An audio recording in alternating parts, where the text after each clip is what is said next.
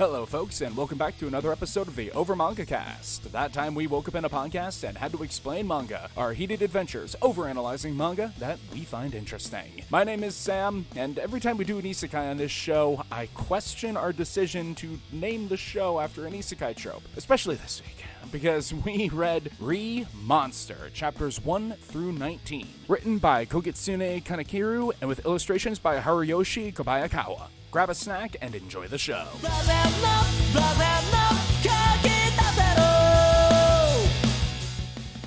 Yep, it's 9:30. Let's get into this. That's what he said. Hello, everybody, and That's a big hobgoblin dick. I'm leaving it in. Hello, everyone, and welcome back to the Over Manga Cast. My name is Sam, and as always, here at the top of the show, we talk about our familiarity with the franchise that we read this week. I had not heard of this prior. I feel like I confused it for that time I got reincarnated as a slime or something, or any of the other. It's an Isekai, but I'm the JRPG monster. Whoa. But no, I hadn't read this before. How about you, Matt? Yeah, so I think I've attempted to read this twice because this keeps getting recommended to me in like fiction circles I run in occasionally where I'm just like, I want something from like a monster's point of view. That sounds really fun. Or like, that whole like the idea of like a Digimon like getting stronger in an environment kind of deal, which people kept trying to tell me this was, and it's not. So I want to say it has elements of that, but that's not what it is. I know the first time I read this, I didn't make it past our rating. I think the second time I might have. I couldn't tell you. It's that hard to tell.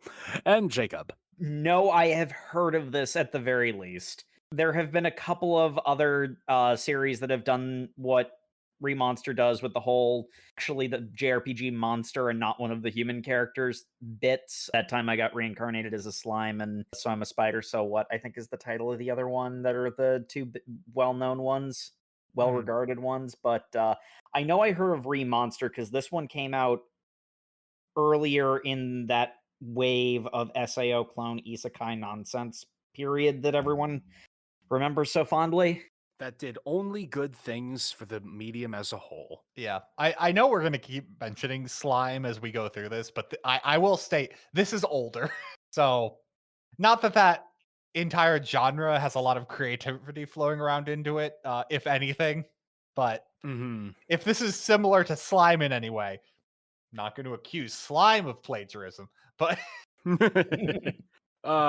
anyway, getting into this, we open up with something that made me legitimately think I had the wrong manga, because we open on the city streets at night, the street lamps glowing into the darkness, casting greasy shadows as a man walks home from the convenience store, and then a figure walks home in his leather cyberpunk suit, and then a figure in the night, but she's got a knife. Like many isekais, it starts with the protagonist being murdered, but like there's a weird amount of world building that gets put into this when you literally just could have had Truck-kun. This will go into another incredibly bizarre choice that this manga makes later, which is not necessarily a mistake or something bad. It's just weird. Well, Jacob, I think you're doing a disservice by not just explaining it, because main character is an elite mercenary. He's already bullshit overpowered before he gets isekai'd. Yeah, he's like super good at killing people, and as he's stabbed in the chest going like, this knife would normally not be enough to kill even me, but oh no, it's a special +2 dagger of electricity. That is enough to kill me. This poor woman who had looked up to me for so long seemed to have killed me out of a jealous rage when I brought home my drunk coworker, who was also a woman, but I left her to sleep on my bed while I went to go out and get more booze. You know them women, always so violently jealous. Am I right, guys? Am I right, fellas? And that is the tone this manga is going to have throughout. Sometimes it will trick you into thinking it's not going to do that, but don't worry, it'll come back. This manga does my favorite thing. Hey, the main character is the narrator, so all the narration boxes are from the main character's perspective, and it just turns into mid-2000s fanfiction.net exposition writing. Yeah. Yeah, I'm just warning you ahead of time. There is a strong vein of misogyny in this, Oh, and how? and it comes off as like wish fulfillment from like the main character's point of view, and like I understand the wish fulfillment of a harem manga. I'm not going to go into like, oh no, that sure is weird that that woman would want to pay for her pizza with sex. No, I understand the genre. Like This runs this on is porn logic. this is different. This is weird with some of the choices it makes. MC Kun dies. He had a name in his when he was living in Night City. But now he awakens to a very ugly old man's face and realizes that he has in fact been reborn, and he is now a goblin. He's a little gobby guy. He's just a little guy. The first couple of days of this, because this is structured not in chapters but in days, but it's also structured in chapters. Don't worry. But the chapters are subdivided. Structure. I use that term in the loosest of senses. But we get the first couple of days are actually kind of fun because it's him going through the thing of like, oh man, I'm a goblin. I can't do anything but cry. Guess I'm gonna do that. Oh wow. And then he wakes up the next day and suddenly he's in elementary school and he's like, oh wait, hold on. Goblins are a prey species. So clearly they grow up much quicker. They don't have the luxury of humans where in fairness, humans do have a ridiculously long like baby phase in terms of like nature. Utility. R selection versus K selection is what it comes down to, but this manga does not think that deeply about such a complex topic. Nope. Survival of the fittest is something they keep yelling to justify a lot of weird morality. A lot of choices made, both in universe and choices by the author. Uh-huh. But basically, we get a hyper version of the fact that goblins grow up quick. So by day 3, he's able to go out hunting. And in fact, one of the older goblins actually says, man, you kids are getting old. We're not going to keep feeding you every day. It's like, you fed us twice. And in one of those, we were little babies. Although, to be fair, I think it's implied they do have... He's not 3 days old at this point. He's 3 days of consciousness. It's implied the babies live with their mothers for an indeterminate amount of time based on something that happens later. Yeah. It's weird. It is. But goblins have short, brutal lifespans because, like, the old man goblin, oh, you younglings going out and doing your adventuring, he's 20 years old. Which basically already dead. Really? What are you even doing at that point? Just stop. He's already dead, but, you know, he can still get it up. Yeah, if you ever wanted to see goblin erections... this manga has a lot of them. This manga has more than 0, which is more than I ever wanted to experience. So you're thinking to yourself, wow, these goblins live these short, brutal lives with very fast lifespans of like a couple of days until the point where they can get up, go out and hunt their own food. Surely they must be a very virile species. No, goblin on goblin, almost 0% success rate on pregnancy. That's why they have to capture and keep humans as breeding sows. Yeah, it's this thing that shows up a lot for some reason. I mean, it's a fantasy trope that in Western society has kind of been phased out, but because the fun thing about Japan is they inherited a lot of their like Western fantasy lore through the Wizardy series. So they have like a separate branch of fantasy, which is why you have pig orcs and why you have like dog kobolds, which is fun and interesting. It's also why you have rape goblins, which is what they are. They breed... They are able to breed true with any species and as such use other species as women. Now, I do have a thing. I am 100% willing to believe the problem with goblins is that they can breed with any species, but not that goblin on goblin barely produces children. It's that goblins don't live long enough normally or are so malnourished that they're never actually able to produce offspring. Goblin society, as it's depicted, is basically non-functioning. Like, it's insane with just like the small amount of things that main character Kun is able to do. He basically 180s their society overnight. Yeah, within a month, he takes them from mean, like hunter-gatherer monsters in a cave to Actually being like a society. yeah, and it's here where we get into the loop that the manga will do for the presumably until the heat death of the universe, where Or until the manga stops making money, let's be honest. yes, where Rue will go. That's our main character's goblin name. He goes out with his buddy, his minion, the guy he press ganged, Kichi the goblin, to go hunting. And they do the weird thing where man, Rue and Kichi sound like reasonable names. No, we're going to shove Gobbly in front of them because we want Matt to not be able to differentiate any of these characters, is what I can assume. Oh, yes, Gobbly Rue and Gobbly Kichi. It doesn't help that one of them is literally Gobby-chan. I don't know. It's because she's a girl. There's girl goblins too. And a lot of girl goblins, or femme goblins, as the manga tells it. Which it seems would traditionally have unisex responsibilities. But main character decides that all the female goblins are better suited for sewing. But we'll get there. Yes.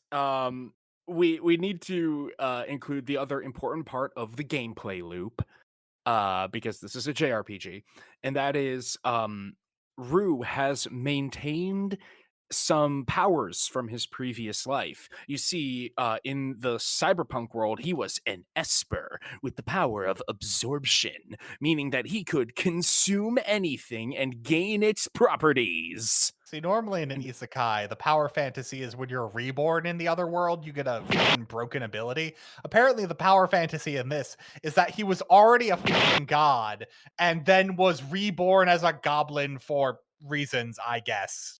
Well, it's because the power fantasy in this isn't being super strong and disrupting an existing society. It's being savior syndrome. He shows up as the incredibly technologically powerful colonizer and brings these savages out of their dark age. Sam, I disagree with that interpretation fully.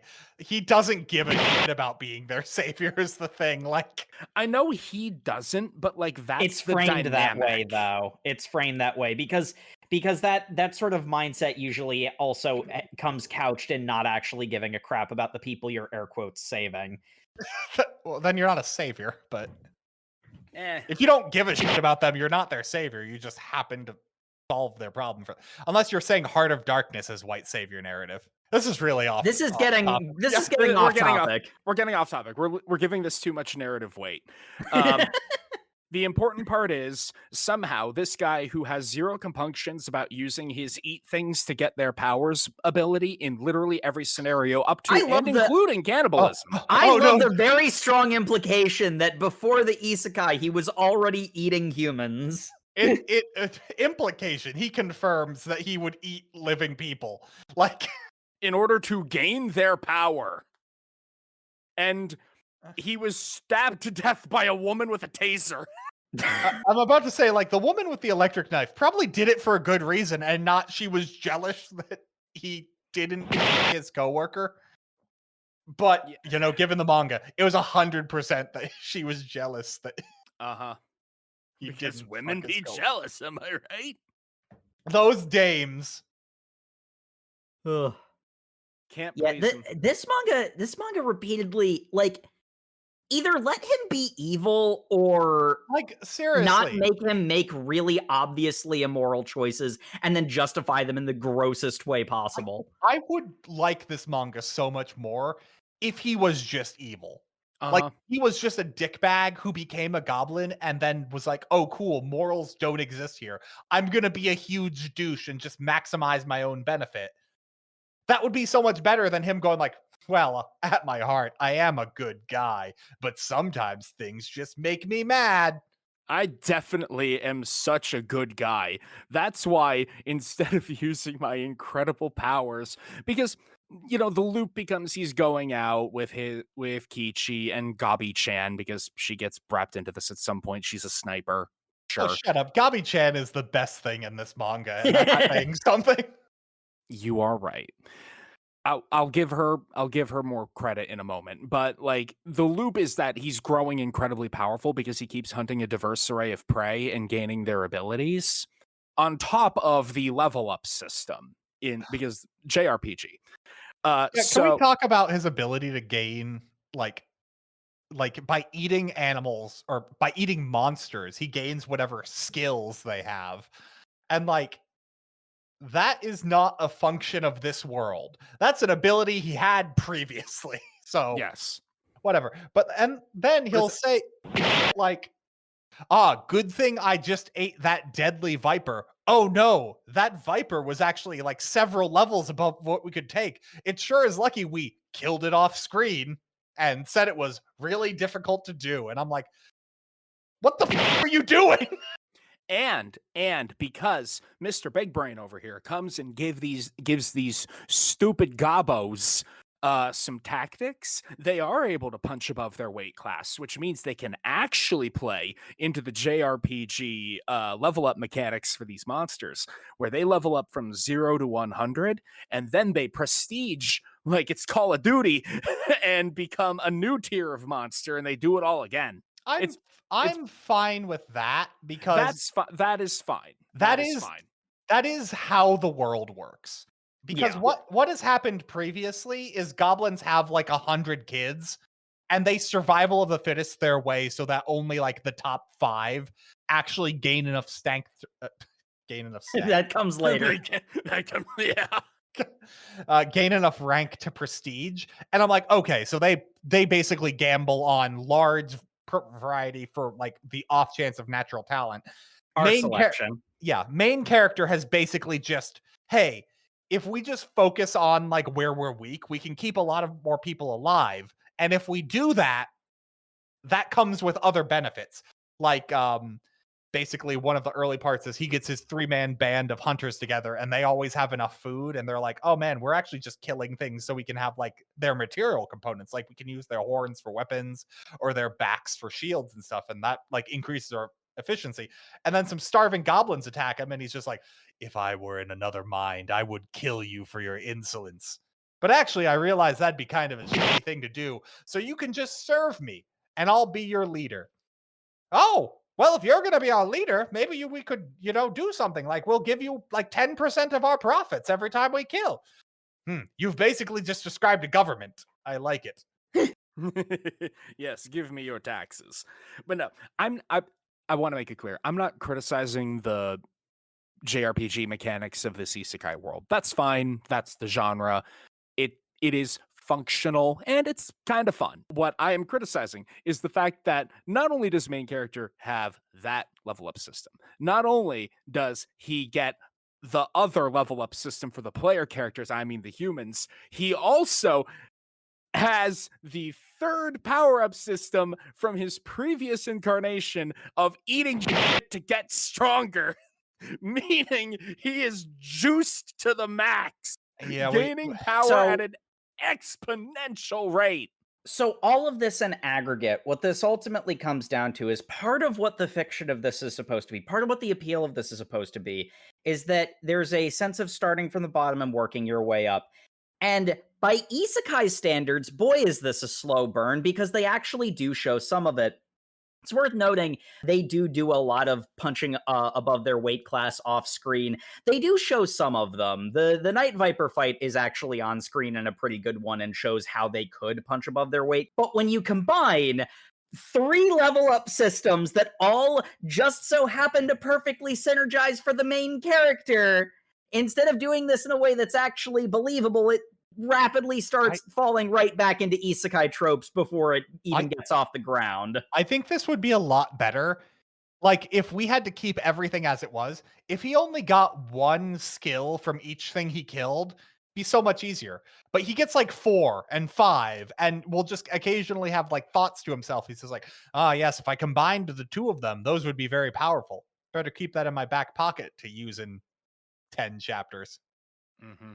Yeah, and I mean, like, it really, the thing that's kind of frustrating for me, like, the closer to the beginning you get, the more it actually does give off that vibe, actually showing the progress. But the problem is, the instant they punch above their weight class, which I think is chapter 2. There is an exponential growth curve of them suddenly starting to take on things that are air quotes above their weight class. And that's the thing that gives him like 30 skills at once. And It- once you start doing that, it loses all meaning. It's when they fight the orc, right? Is what you're referring to? Uh The orc is the part that I'm like. the orc is the part where it's gone too far, in my opinion. It starts as early as, because like they show the fight with the night vipers. That was cool. Oh, the but wolves is also pretty bad. That's Mhm. where, but like the thing is, the night viper itself wasn't that much of a problem because they showed the fight and there was a big reward for it. But once that happens, the further you go, the more it starts using that as a shortcut to get to the more traditional modern isekai tropes that we all know and love. That started the exponential curve that like the orc and the wolves and stuff like that. Yeah, it gets frustrating fast. Yeah, Because it showed that it's capable of doing it, right? yeah. It just chooses not to. This manga does have that kind of power fantasy, like starting from nothing. Until you realize at about chapter 2, it's just kind of cosplaying that because he's never actually in any danger. Nothing. There is at no point in this where he is in at any risk of actually losing. And there's one scene where they definitely want you to think he's in danger of losing. If they hadn't prefaced it with basically an entire chapter of why he was never actually in danger of dying. We'll get there because it's one of like 3 things we can really talk about. But like, there's a whole lot of nothing in this manga, which is also part of the genre. But yeah, basically the whole thing is they find an orc and pig orcs, as we mentioned earlier. And this orc is by himself, presumably in the middle of the forest, because they never find another orc for a long time. So this guy just wandered off on his own for no reason and didn't have any sense of survival instinct. Because the protagonist needed to fight the orc so he could get 10 million level ups right here. And so that is when I used the echolocation I got from the 7-colored bat to make sure he had no backup. That was the first time I saw him say a skill, and I'm like, I don't remember him getting that. And I then coated the stone that Gabi-chan was going to sling at him with the venom that I got from eating the night viper. Not how venom works, but you know. And now, with the power of the horned rabbit, I am too fast for him to catch, as we will attack him. I don't think escape works when you're running towards something, but you know. Anyway, I have now eaten the orc. It tastes like pork. And I have learned orc language. The sentient creature. I have learned the orc language. I have learned how to analyze objects. And I have learned the ability of libido. And like, what could that possibly mean? That's just gonna sit there for a little while. Don't worry. Don't worry, dear listener. It will come up again. And will it come up? It's going to sit there, up, waiting on the edge for many chapters. This episode is explicit, no doubt, isn't it? Of course it is. Are you kidding me? I don't like ticking that box because it removes us from the India Apple Store, but there really isn't a choice here. Thanks to our 3 listeners in India. I really respect you guys. I don't know how you found this episode, but you know, good on you. If you did, thank you.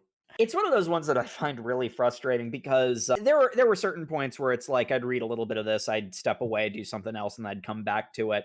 They do actually mention all of the abilities that he uses throughout before he uses them technically. But things like the echolocation and the poison were literally the scene before they were required. And then there's the other factor of, you know, I really do want to praise the Night Viper fight because I thought that was actually one of the high points of the of this manga. It sets up the idea that it's like we can punch above our weight class, but like at some point they might either get ambushed or might take on something that actually can threaten them. And it's like obviously the main characters aren't all going to get slaughtered because then the story stops. So like obviously they'll win. It showed a level of commitment to. And then here's the orc where it's like he is in the process of narrating how they already won as they're doing it. And then they just cut parts out because we need to get to the next power up. And every time they punch up, it ends up being that, but even more. Yeah, and like the skills are one thing, but the orc starts at like dangerous precedence where they also loot all the equipment, and conveniently everyone they kill has several degrees of like cool equipment upgrades that will be brought up later as that was in the orc's hold, or like Yeah. Remind me when we get to the dungeon and call this World of Warcraft because they are rolling in them welfare epics. yeah. Yeah, it that very still much an is the okay thing to case. say? Do they still say that in WoW? I don't know. I don't care. You're the only one who played it. Yeah, but I haven't been like immersed in the community in like 10 years. Well, we're glad you're in remission. Anyway, this is actually a theme, and it's something I didn't really realize was true for literally everything about this story all the way down. But like, sans the misogyny, because that starts off strong right away. Basically, every complaint that we're going to have about that I'm going to have about this manga, I should speak for myself. Every complaint I'm going to have about this manga is it started off not doing this. And over the course of it, there's an exponential curve of them getting worse about not doing their homework and making this justified. There's a part of me that wants this manga to be better because it almost does things that make, certain, the genre's nebulous. This is a couple of different things, and also this doesn't really know what it wants to be on top of everything. It comes so close early on to working, and then it just gets worse so bad so fast. And the loot problem is another one of those that will get worse and worse over the course of it. Yeah, the loot problem is egregiously bad, but like I thought the skills were bad. They at least name all the skills. They don't bother naming all the loot. It's just, hey, we got some loot. This will come up later when we need a plot contrivance. That being said, they don't tell you what the skills do, and sometimes he'll use skills in such a way that I'm like, how could that possibly be what that skill does?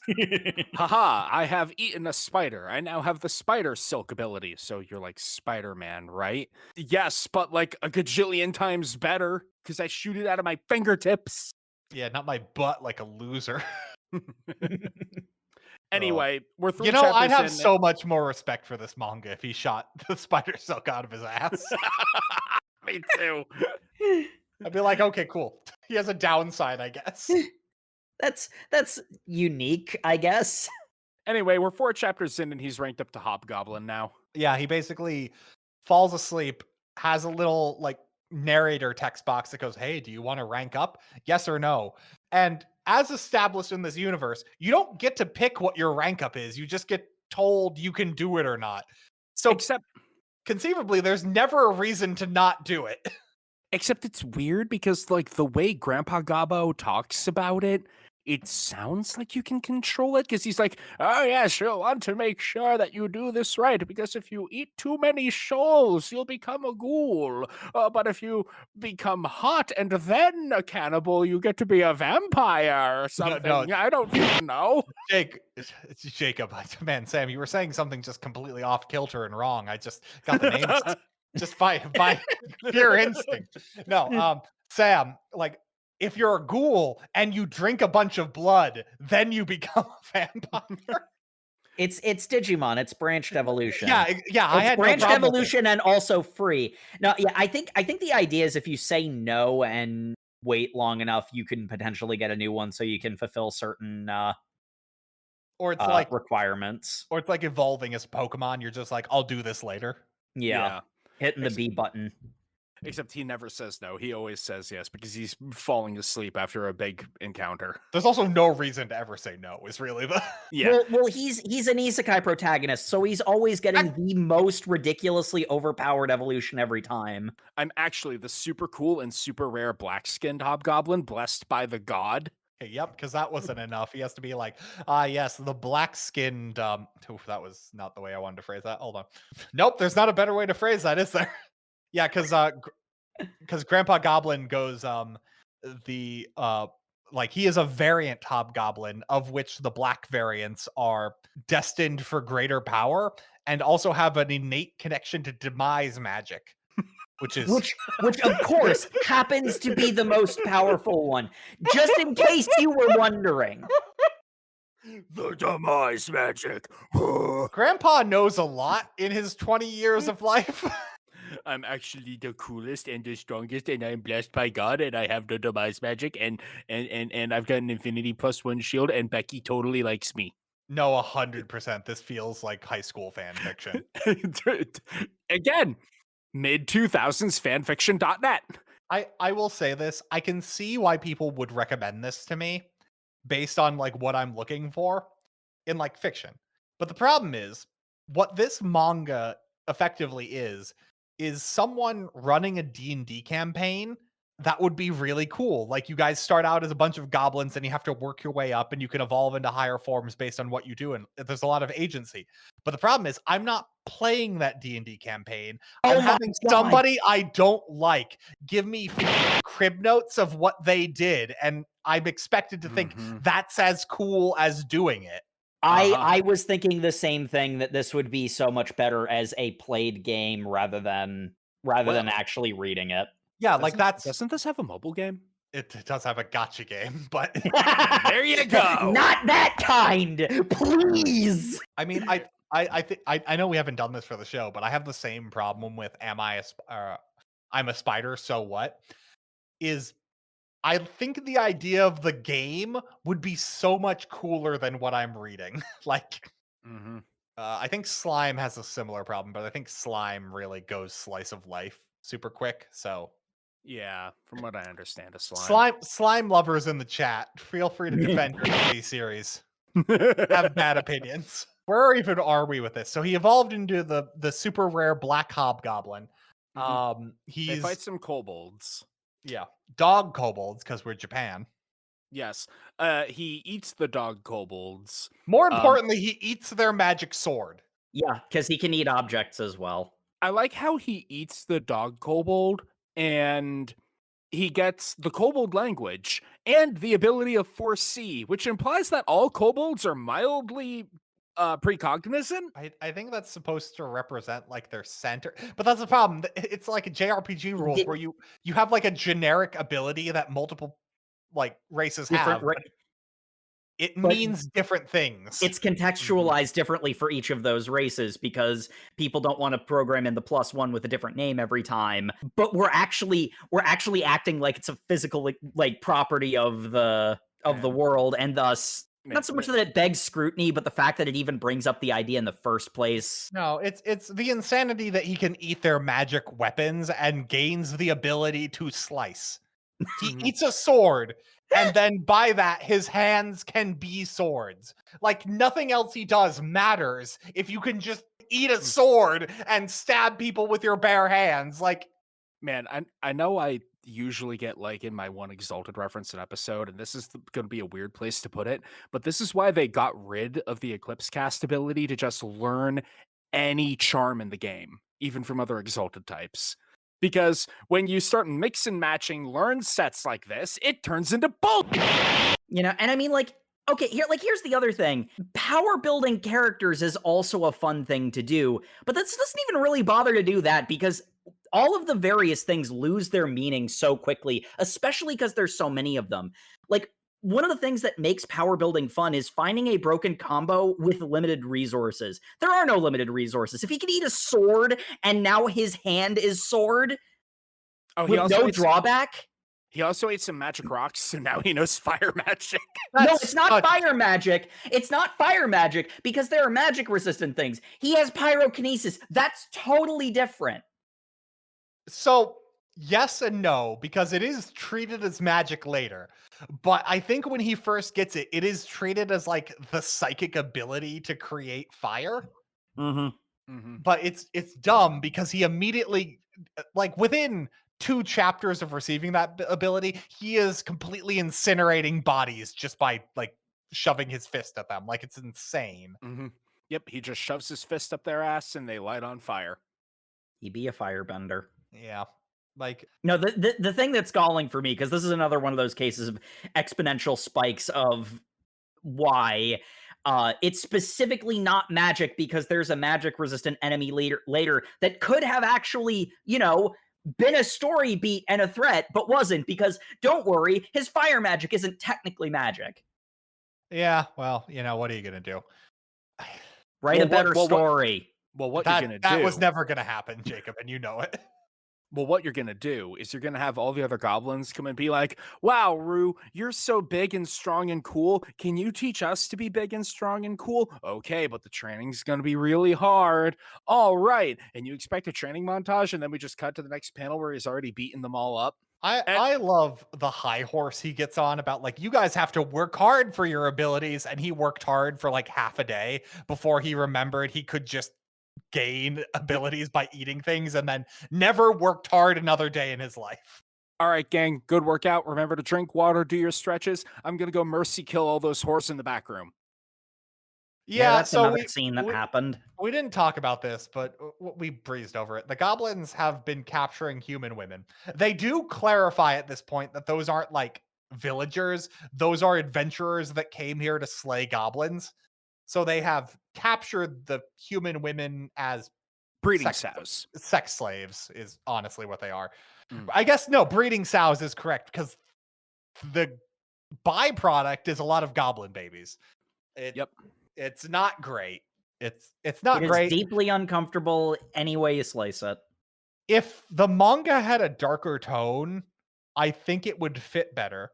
If they let the main character just be evil. Yeah, like it's because the problem is this scene is depicted as he's some kind of moral okay, let's fully describe this scene so I can complain about it. What happens is he has always been aware of the fact there is a secret cave. It's not secret, everyone can go there, but there's a cave in the back where they keep the human prisoners. The human prisoners happen to be all women because they use them as breeding stock.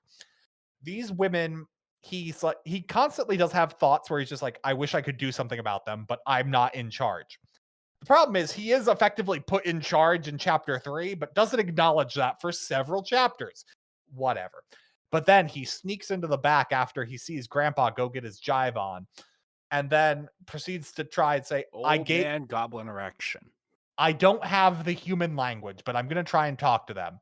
And he's just like, oh no, they have no life in their eyes, and this one is pregnant. Clearly their lives are over. And I'm like, you don't lose all your value as a human being. Nothing. It just there's a lot of horrible implications from the morality you're putting down here at face value. But I know we just said in the narration that I can't speak human and they can't understand me, but I'm going to ask them if they want to die. And I'm just going to take it by the desperate look in their eyes that they do. So here, have some cyanide. yeah, I made this poison. Or he stole that I don't know where the poison came from. He secretes the poison from his own glands because he ate a snake. Oh, fuck, that's right. But he leaves the vial. And then the next day, Grandpa's just like, all the whores killed themselves by drinking poison. He's just like, and then the narration box decides to gaslight the reader by going like, what a horrible crime that occurred. I would have no idea who possibly did that. And I'm like, why?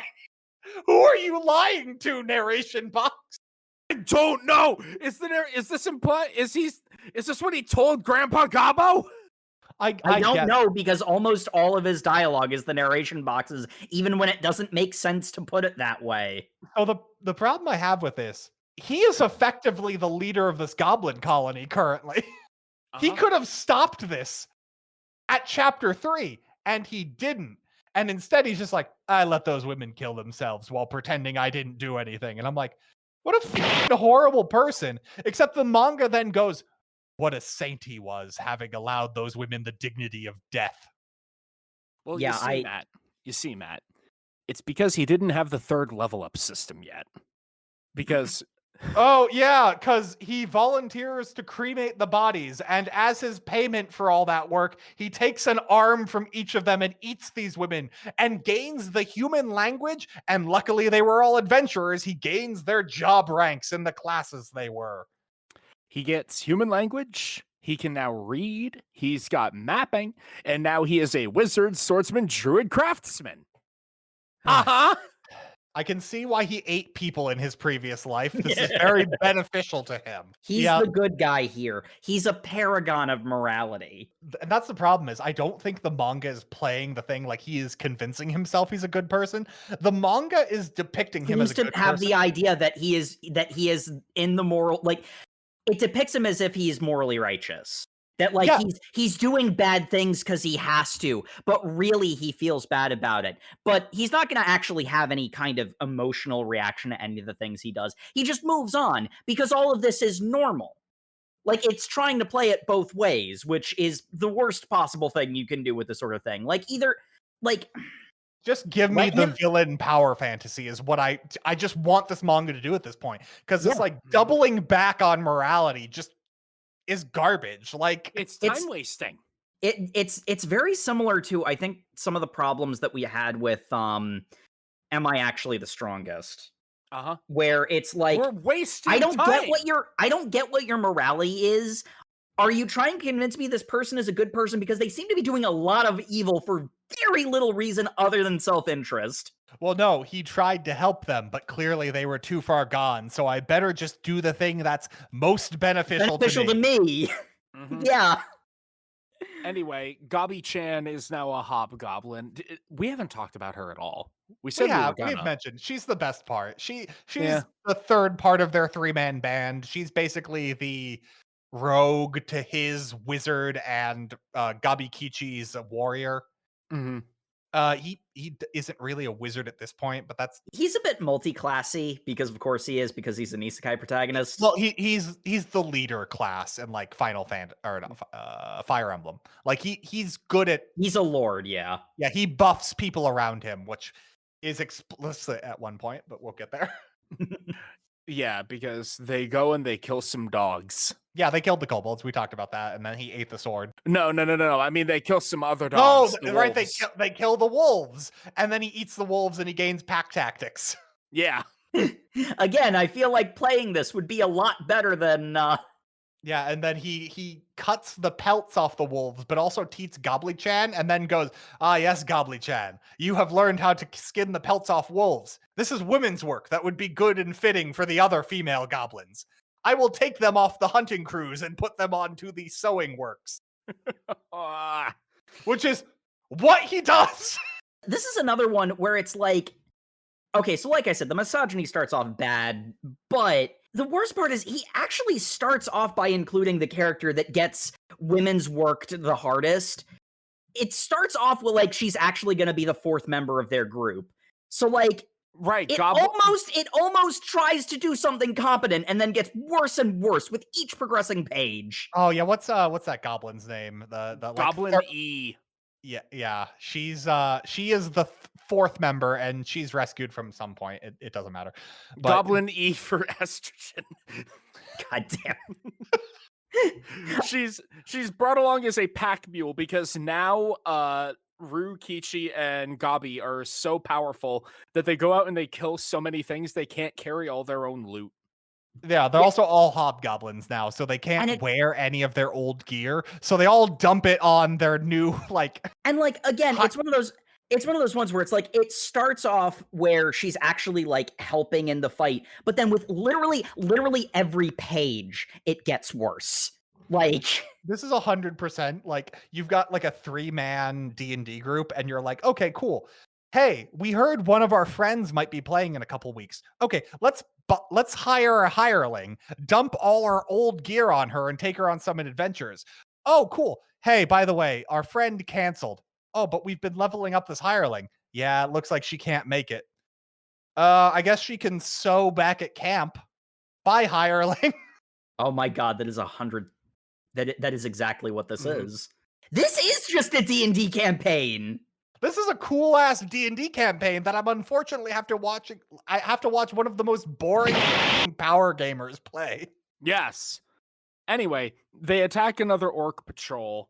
Ru gains the power of stink. He's stinky now. he got He BO. stank. Well, no, because here's the other problem I have. Those abilities he gains, even if they're not like use abilities on the creatures, like if they're just like passive, if they should be passive, he can still just deactivate them on command. yeah, like So there's never a downside. his ability should work like Kevin 11. Like he's just forced to have all these horrible like clashing abilities, but no, he can turn them off at will, which is an insane boost to that power. Like, Because we've continued along the exponential curve of it almost doing something competent and then just getting so much worse with time. Yeah, they fought another orc band, so now we're going to fight the entire orc army literally off screen. Yeah, Dear God, this is the worst they've done of this shit so far. we're gonna go siege the orc mine. There is one panel of the goblin war cry, and then it cuts to after they've already won with no casualties. Yeah, and They're there's not like, even named characters! At least kill some of them! What are you doing? and like there's a splash screen where like main character Kun is got a fire behind him and slaying the last goblin is like, yes, the last war for our existence. A lovely, holy war that is completely justified and not meaningless genocide to benefit me. Like Mhm. the main Why? character. The orcs at no point were aggressive towards them. It was only surprise attacks, and then you slayed every last one of them to consume their flesh because it benefited you and you wanted their stuff. You committed genocide, and you are the hero. Like, Oh my god. But it's fine. The only one of his goblin soldiers that got injured, that one adventurer was a druid, and because she was a stupid woman, I guess, he's already mastered her powers better than she ever had, and he uses his healing magic oh my god, to heal the one injured goblin. did we skip over him having to find the kobold mage? We think- did. Yeah. We did. So he didn't know how to use magic, and like the entire point is him thinking, I've got all these magic based skills, but I don't know how magic even works in this world. We didn't have magic in my last world. This is really going to be a problem. I can't cast any of these spells I've got skills for. Oh, hold on, we see a kobold with a skull on his head. That must be a kobold mage. Gobbly grandpa told me so. Hold on, let's not just kill them immediately. I need him to cast spells. Oh, he started casting a spell. I know how all magic works forever now. Kill. I now can cast all spells forever. And I'm like, what was the point of... Behold my demise magic. I am going to pay lip service to the idea that I can't cast all magic ever, but don't worry, I can still cast all magic ever. We're just going to pretend that this is a plot point later. Yeah, I mean, you know what a competent series would have done? It would have made him have to like befriend a human mage prisoner and be like, hey, you can have your freedom if you teach me magic. But again, that would be what a competent series would do. He just sees someone do it once and is instantly better than anyone ever in the entire world at it. Also, the spells he knows from his class with demise magic are so insanely powerful, they instantly kill slimes that are inherently magic resistant. He also killed 20 slimes with them and gained a whole bunch of fucking abilities that are stupid, and we will talk about when are relevant. That time I got reincarnated as a goblin that became a slime. No, he literally is just a slime. Like that's Yeah. because slimes have such like inhuman abilities, and he gains all of them. But He gains all of them, but there's no negative effects associated with any. Because he can turn off the gross parts of it. But regardless, we get the one point of plot that happens is in between all these warfare. The old war band raiding party comes back. The one interesting thing, we are 7 chapters into this manga. Yeah, and like the old raiding party comes back, and Gobbly Grandpa goes like, "Oh, those are your parents. They've been away raiding for like 20 or a month. It's been a month." And which is really interesting. You're like, "Oh, these are the leaders of this tribe, and in the time they've been gone, the new generation has formed like a coalition of power. Is this going to be old versus new?" And it's going to be like, A "Hey, power struggle. hey, Pops, I guess you are our ancestors. Hey, I see you've got a whole bunch of human prisoners there. Yeah, we got a whole bunch of ladies for us to have sex with." I disagree with why you would do that. Hey, I'm going to just kill you. And then one of the goblin mages comes up and is like, hey, I believe might makes right, but maybe we could just have like a fair boxing match where the two of you just go fist to fist, no magic, no tricks, no weapons. Instead of just having our 2 factions go to war and kill each other, we'll just do be interesting. Final Destination, Fox only, no items. I mean, the 2 leaders fighting each other with like no benefit is interesting too. The problem is they get into this bare knuckle boxing match, and what happens is main character Kun takes one hit, goes, I'm stronger, and then goes, but I'm not going to take any chance. Then uses his spider web silk to tie the other guy up and just punches him in the dick repeatedly. And then he goes, hey, does anyone else want to fight me? No, you thought that was good? Cool. And then Goblin Grandpa goes up and like, you know, that kind of defeated the purpose of a fair match when you just used weird magic out of nowhere and then just punched him in the dick repeatedly. That's really not going to fly in an honor culture. And he's just like, shut up, Grandpa, I'm better than you. And no one ever questioned it again. Stupid old man, don't you know this isn't magic? I produced this spider silk from my own fingernails. That really feels like you're missing the point. I will punch you in the dick. No, it's the only thing I've got working. And also, I gotta say, can we talk about why he doesn't want to read the humans as breedings? Because it's not for any moral reason. It's because if there become too many goblins under his new policy of this is a really freaking common thing that these sorts of stories with this sort of morality tend to do this a lot, where it's like they justify so many bad actions. They feel the need to justify the good actions too as also being pragmatic. Like that's what this is trying to do. It's like I am being ethical, but also pragmatic at the same time. If the population gets too big, the humans and the elves will come after us. I mean, I don't really have a problem with that. I'm going to be completely honest. Because he wants to think he's a good person, but he also is kind of coming at this from like, I'm a goblin now and I'm kind of inheriting their ways. But I'm also saying with how we've increased life expectancy, we don't need breeding stock anymore. Again, it's kind of the... I can live with that if he was a villain. That would be fine.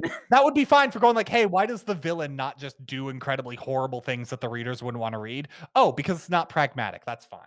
Yeah. And but they're not framing him as a villain. They're framing him as if it's moral. And it makes it it means you can't just squint past it. Like that's what ultimately the problem is, because there are so many cases where you can read or watch or experience in media a lot of awful things and you can squint past it because it's fiction. Like there's a reason why these sorts of things exist, but when you try to have it both ways where the character is actually also good inside, really, it shines a spotlight on how awful everything is and makes it so you can't just forget. Yeah, I think my problem with this scene is that both sides of this are in his internal monologue. And if I was reading this and his internal monologue was, oh my God, those people have like decency and human rights, we can't treat them like that, they have agency. And then his external thoughts that he was telling everyone else was, it's not pragmatic. Yeah, I like that so much better, because that's him going like, I have a deeply held belief, but I'm also acknowledging I'm in a culture and not my own. I need to go through their channels to convince them, because you don't just whitewash a culture overnight to be morally upheld by your belief system. Whether or not you should do that is a whole white savior narrative, as Sam likes to say, but I don't believe we should have children in sweatshops. Sam's just like, oh man, look at the white savior over here. You know that's not what I was saying. No, but I'm going to misconstrue your point so that I sound right. Well, the natural flow of the podcast is maintained. We'll see if I leave that in the episode anyway. So yeah, he punches the dude in the dick repeatedly, and then he gives up and is embarrassed and humiliated. And basically he is now the leader. He was already the leader, but now he's actually the leader. So but now he's the leader, but again. He now uses his earth manipulation magic to dig a hole for the ladies so that they can live separate from the other prisoners. And Matt reading this is going like, what the fuck did he get earth manipulation magic? Yeah, I don't remember that one either. I think it was when he ate a rock after killing all the orcs. Oh yes, when I ate the rock and I gained the ability to be a rock. Anyway. Oh yeah, the spirit stones. I think supposedly one of the spirits. I don't think that they mentioned an earth stone. It doesn't matter. He makes a separate room, and now he's got 5 beautiful wives. I mean prisoners. They're not wives yet, but holy does this manga do the barest minimum it has to establish Stockholm syndrome. And you see credit. it does mention that they're probably under the influence of Stockholm Syndrome at one point, and then has no moral quandaries about that. Just goes, oh yeah, they Totally appear to okay be with suffering that. Stockholm Syndrome. Cool. I have Stockholm Syndrome. That is totally fair grounds to use my spider and slime powers for tentacle play. Well, at that point, they're consenting, but like, We'll get there's to other that. problems with that. Like, They don't even have names. nope, they are introduced by their job titles and are Yeah. not named. They are alchemist, smith, the cooking Two sisters, of them are sisters, yeah. Just the sisters.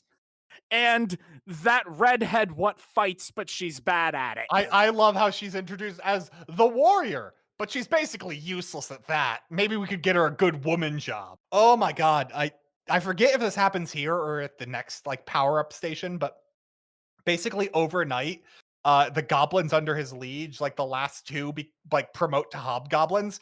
And in that moment, he looks at one of them and sees they're wearing like a crop top, like covering breast, and he's just like, "Oh, one of them was a woman. Didn't mean to have her on the hunting band. Well, I guess she promoted Gotta into fix a warrior. that. Guess she promoted into a warrior class by accident. Damn." Like, he's just Send like, her off to go sew. Literally. I think he does let her still be a warrior, but he's just like, But I didn't know she existed. Damn it. I failed at my gender segregation. but now that Yeah, I think the only reason why there's the implication that she stays as a warrior is because there's lip service to like everyone moves around a little bit, and it's only later that he like gives everyone dedicated jobs, because there's a point early on where he makes an incredibly odd statement about wanting to establish a class system, which okay. I don't think these primitives are able to understand a class system yet. We'll get They to that clearly later. had a class system already, but whatever. All they know is might makes right, like the brutal Sam, savages they are. your British aristocrat is showing. Look, the point is that the older generation of gobs goes to try to rape all the ladies. So he, with his incredible superpowers and his spidey sense, he notices them in the night, but then goes, I can't stop them because it might be annoying if they try and pretend like they weren't going to do it. So I'm going to wait until it traumatizes the women to stop it. Yeah, but then he gets to be the hero saving them to reinforce the Stockholm Syndrome. That's not said out loud, but that's definitely part of it. There is nothing he does that makes him a hero, but we're actually, no, it's right here. I'll talk about it right now. He slices one of them in half as they are about to drag one of the women out of bed, which wakes all of them up. And then he punches the leader of the hobgoblins, who is the like old raiding party boss, who's just like, we were going to take what's our right. And is like, yeah, no, we're not going to do that. I've also paralyzed all of you. So I'm going to drag all of you out. You, women, wake up every single goblin. They need to watch this. No, man, you don't understand. Once you've had human, goblin just can't satisfy you anymore. Yeah, that's something that happens. Once you go pink, it's all that you think. Well, see, Sam, you need to make these people look morally like wretched. So that way, when the main character then makes an audience where he then tortures to death every single one of them for a period of 16 hours. By the way, he made sure the human women who were about to be assaulted watched this, so they knew what a good person he was, as he tortured to death every last one of them. And the manga portrays this as if this is a moral act. This leading by fear he's doing is perfectly good. Like, if he was a villain and his bloody tyranny here was here, I'd be like, that's fine. The problem is the manga says like, and what a good king he was, because these people were bad and they were tortured endlessly. The main villain was allowed to live and healed back, and we stabbed him and healed their wounds so we could stab him again until he finally drew his final breath as dawn broke. The f***ing coward he was. Okay, women, I know you were woken up 16 hours ago, but after watching me torture all these people, you can go sleep. And then he goes to bed after this, except he doesn't go to bed because the redhead sneaks into bed with him. And he's just like, oh, man, what's this chick doing? It's almost like she has a weird misplaced affection for me because I hurt someone she had like a deep trauma against. Well, I guess I'm manipulating her. That's fine. I'm going to go to sleep. Oh, no, now I got a goblin on my other arm who's also upset. Man, what a weird situation, but I'm so sleepy, I'm not going to go to bed. Also, I'm not strong enough to lift either of them up, which is a fucking lie. And then every single person in camp is going to walk in on me with these two biddies, and I'm going to be like, hey, a little help here? And none of them are going to get, I'm asking for legitimate help. They're all just going to nod and go like, he's getting laid with two bitches. You got the redhead human and Gobby-chan in bed. Damn, man, that's sick. I know, because we need to lighten the atmosphere where this tyrant murdered 16 people with gruesome torture to establish what happens you do if you cross him. Hey, boss, why are you dropping your sandwich this morning that the ladies made for you? Well, you see, it's because I had those sleeping on my arms. I don't got no blood flow. My arms are all floppy. Oh, it's so funny. We did make you a Sammy because we're women. So the human women all love him now because I guess the alchemist even says as much as like, hey, I've not thought about mixing poison in with all your food. Hey, remember when you threatened me if I ever did that?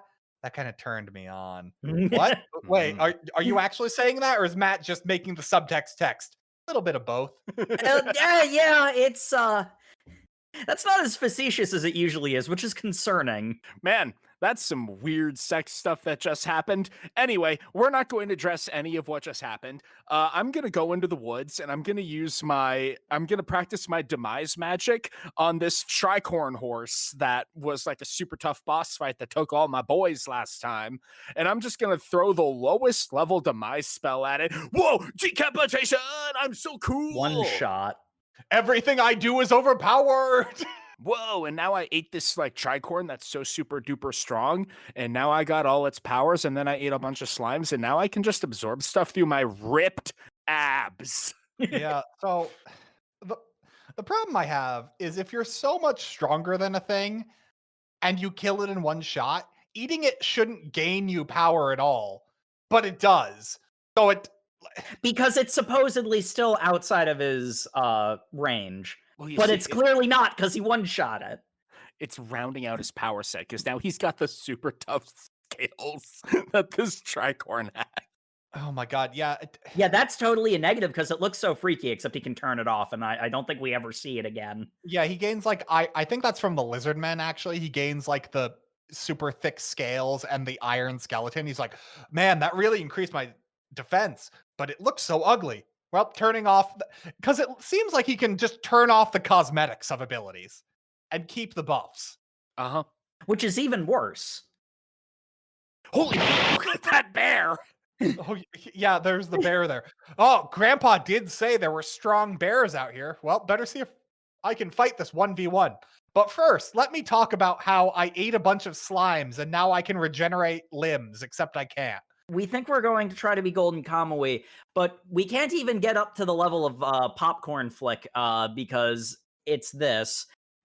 I do really want to dig into the fact they go into so much detail about he killed those 20 slimes and ate their cores, and now he's got like the ability to be Luffy and his arms stretch, and he could. He's also a gelatinous cube that can just digest things that touch him. Only small things that he can absorb into himself. But then he also says, like, I could also heal a stab wound. And then says his body can basically dissolve into slime.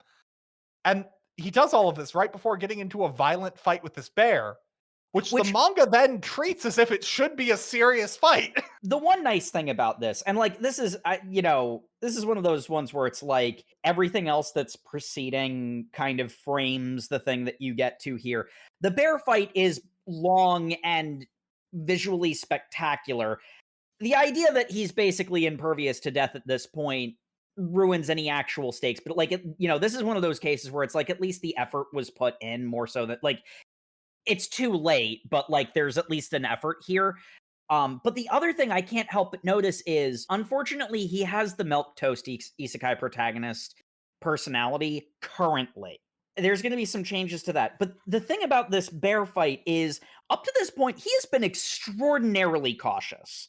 He has made a point of not putting himself in a situation where he's actually outmatched. And it's one of those ones where it's like, if you want to go for the power fantasy, having someone smart enough not to pick a fight he can't win is actually a good way of justifying him never being in a situation where he has the potential to get stomped.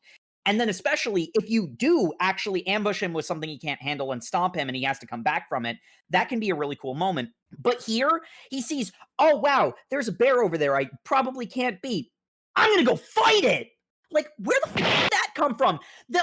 He has the one personality trait of every isekai protagonist. At least it was consistent, but now he just does something completely out of character, so now he has no personality. No, I'm Goku now. I want to fight the strong thing so I can get stronger. I mean, to be fair, the one personality trait I noted from him is he actually does have a deference to elders, and everything Gobbly Grandpa has told him, he has taken to heart and uses that advice reasonably. And when Gobbly Grandpa says the strongest hobgoblins would go out and fight a bear to prove their worth, that's something he has apparently said, okay, that's what I need to do then. That is what a sign of strength is, and if I'm going to be the leader here, I should go do that. Unfortunately, because he's the main character, we find out later that he didn't fight the right bear, but... Yeah, he fought the... Well, no, it's worse, because he even notes that it's actually the Giga Ultra Turbo Bear that he knows he can't win against, supposedly. I guess I was out here to fight a bear to prove my worth as a goblin, but now I see that this is the red bear. The Giga Ultra Turbo Bear. I think he does just say he notices it's red and thinks that's weird. It's after this, when he wakes up, that he's confirmed, wait, no, he was a red bear? Which is stupid because he's wearing the bear's pelt at that point, and they could obviously see it's red, but no, at that point they're going no, you're right, he did kill the god of the mountain. I really love how they try to play this up like he's gonna die, because it cuts back to the goblin camp where Gabi-chan is going around like, oh wow, it's so late, Rue hasn't come back yet, have any of you seen him? No one's seen him. Oh my, I hope he's okay. And then the final panel is, oh, the bear is looming over him as he is battered and on the ground. How will our hero survive? And missing a arm is really the main thing that I noticed. His arm gets bitten off by the bear, despite the fact he just got told he could reform limbs. Except in this case, I guess. You see, that was actually a flash forward. In the present, we get to see him fighting the bear, where he throws the super cool death bolt, but wow, it only hit the bear's arm and it didn't die. So also, the bear can breathe fire. The bear breathes 2,000-degree fire. God, I hate. Man, I only have fire resistance, so I can only have the damage. That's still 1,000-degree flames hitting my face that won't mark me in any way, because that wouldn't be handsome. Guys, this sounds like we're describing the encounter our DM threw together with the fire influence bear. It's and it's really cool because one of the guys went to and we asked the DM if we could, and we skinned the bear, and we're gonna turn its pelt into cool fire armor. God, I hate the fact that the super duper mega ultra fire breathing bear is the dumbest thing, and I hate it. Because in any other piece of media, the super duper turbo fire bear would be my favorite thing ever. But anyway, he ends up killing the bear. Yeah, I'll take the small victory in that at least a decent amount of the bear fight was actually fucking shown. No, they hadn't done that in a long time. They made you think that the bear fight mattered. And then he killed the bear, and then because he is a noble warrior, he ate every last piece of the bear, which is interesting because they haven't been establishing this so far, but it seems like he's only been taking a bite of something and throwing it away. Anyway, he ranks up into ogre, and frankly, I'm tired. I need a drink. Let's take a break. Which actually is the exact same thoughts and feelings the MC has. We'll be right back after this, folks.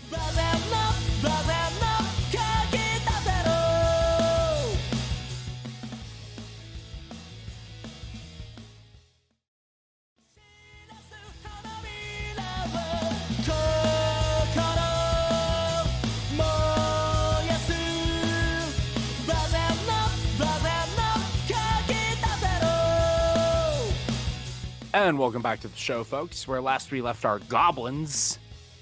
Ogre now.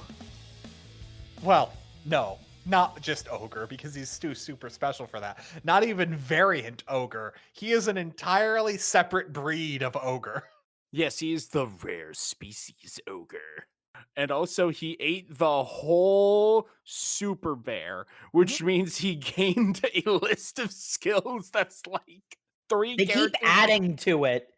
There's at least 3 of them that say Lord of the Mountain. Yeah, Roar of the Mountain Lord, Intimidating Glare, All Tolerance, Mountain Lord, Solid Skin, Tough Muscle, Rule the Beast Game. I think the first 2 are like overwhelming strength and terrifying presence, and I'm like, okay, those are going to be just used constantly. Like, And I I hate the last panel of this chapter so much because it's him sitting there, buck ass naked, leaves protecting us from seeing ogre dick and balls, and him going, "Yep, I'm an ogre now."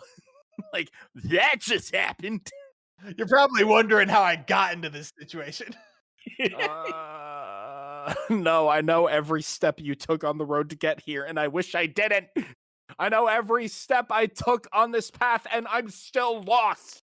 I know every move you made.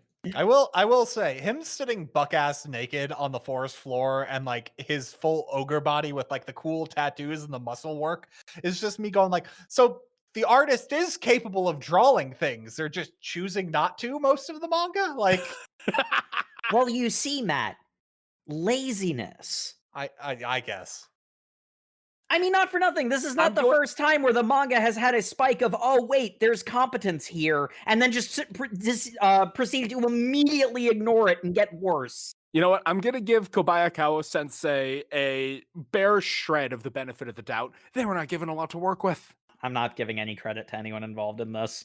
Okay. Mostly because from writing to art, this series has proven it's capable of doing what it's trying to do correctly. It's just choosing not to. You did this to yourselves.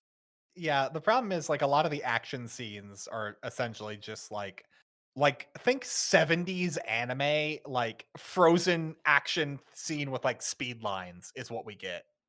Except it's a manga that could do different things.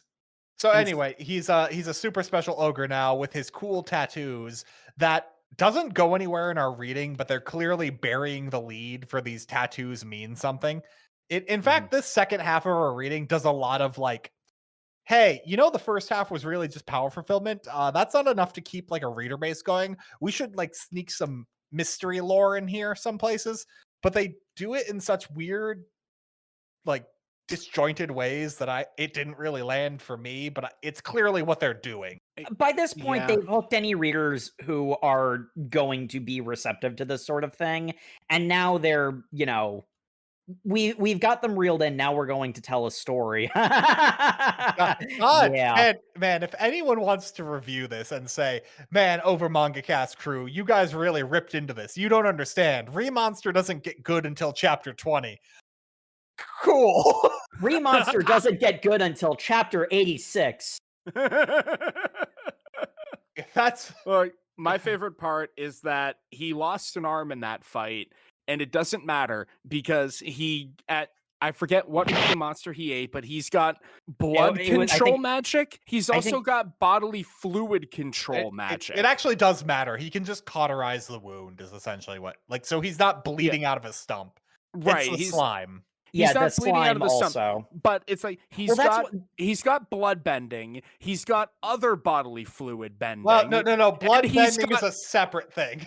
No, that's what I'm saying. He's got blood bending, he's got bodily fluid bending, and he's got slime powers. So his stump is still a functional arm, or still a functional hand, basically. Yes. He complains about it, but he still is able to use it, and other characters comment on it. His stump isn't usable. His other hand is just so super good it doesn't matter, but that doesn't make him not an amputee, I guess. The fact that his stump is slime curling around stuff and he's still able to hold things kind of hurts that, but yeah, and Daredevil can see. I'm not about to say he's not blind. Like the point being, he returns home and it's like, oh no, an ogre. Oh no. And he's like, God, I gotta explain to them that it's actually me. And before Goblin Chan just humming up like, yo, I recognize that dick anywhere. How dare you make me worry? I'm angry at you. I like my Goblin Chan more because she at least has agency. The Goblin Chan we get in the manga is not. She has great. She has been chasing that dick since day one. Literally day one. It's like day 40 now since he's been born. But yeah, so she's happy he came back. This is where we get the like lip service to the fact that a lot of goblins are just scared of him, Mhm. but it doesn't matter because he doesn't interact with them at all. They're not named characters. They don't really exist. Nope.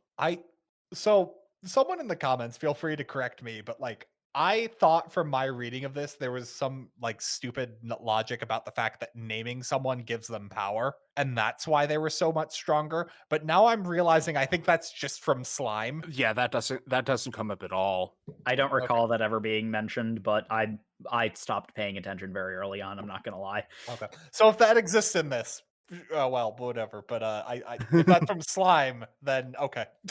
If that Yeah. exists in this, it solves all of the problems, and it's actually a masterpiece. Well, no, because they explain what all the problems are and how it's solved, so it doesn't matter. Like, Speaking of paying lip service, you remember how I was being very careful to be platonic with the human captive women?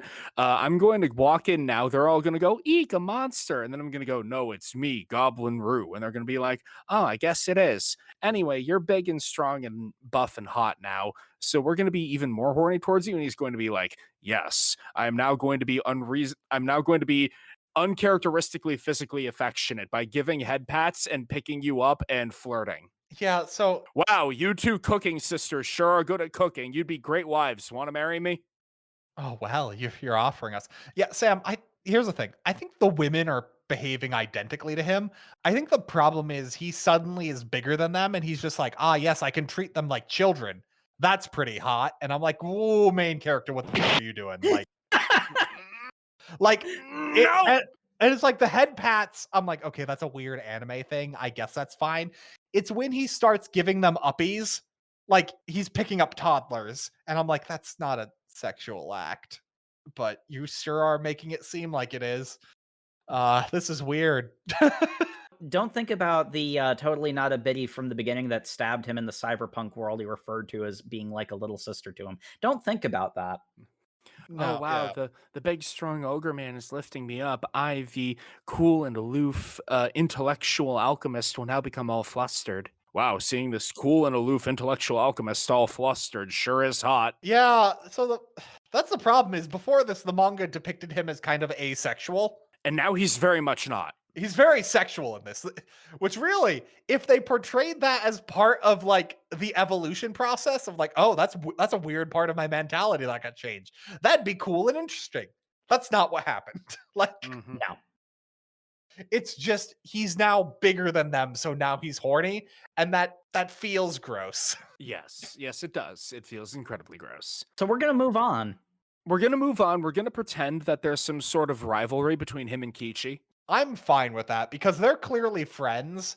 And they clearly have like a I want to be better than you, but not in like I hate you so much. It's like it'd be cool if we could stand on equal playing field. Goku and And Vegeta if they didn't hate each other. Yeah, no, their rivalry is one of the few things that I think actually just straight up works in this because Mhm. it's not even so much that Kichi wants to like surpass Rao or anything like that. He doesn't like, he kind of understands that like I'm always going to be the underdog. He's always going to be stronger than me. He's the leader. Like he's not just, I have been consistently physically stronger than him, but he's always beaten me in fights because he has better tactics. And like he doesn't have a problem with that. It's when Rao also eclipses him completely in strength to the point where they can't even really fight without Rao threatening to hurt him anymore. That element of their relationship has disappeared now. So like I really like the fact that like it's not even I mean, they were setting up like he was going to have a face heel turn, which never happened, but I do like that's the thing that I'm the most mad about. They set it up like, now the gap between us has widened even more. I must turn to darker paths to continue to face my rival. and that But- doesn't happen. But they didn't do that, and that could have been more interesting. But also, I do kind of like that the way that they resolve it sort of reaffirms the fact that they are genuinely friends. And he even has a whole mental thing about how, man, when we first met, I was literally going to use him as a disposable pawn and probably throw him into the jaws of some monster. I really can't imagine doing that now. Like, it's actual real character development. You know, a thing you can do in stories to make them better. Yeah, Kichi and Gobli-chan are literally the best parts of this. Yes, And, I agree. and that's sad in a lot of ways. But basically, we kind of skimmed over this next arc that happens, which really, if this were any other manga, I'd say we could completely skip over because nothing happens, except the results of this arc are constantly brought up for the remainder of the reading, and I can only assume forever afterwards because it's insane the power jump this civilization gets from this. The endless vault of infinite bullshit tier treasure. Well, the yeah, welfare epics. because what happened was the goblins, because they didn't all die and the raiding party came back, turns out the cave they were living in is too small to fit all of them. They need to move to new cave. And also, Good thing we genocided all those orcs. Good thing we genocided. Well, they needed the land, Jacob.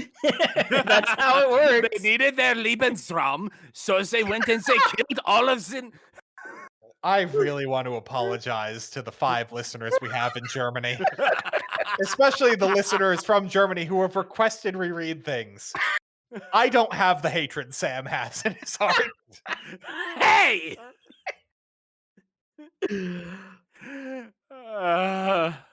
No, Mangacast would like to officially apologize to the nation of Germany.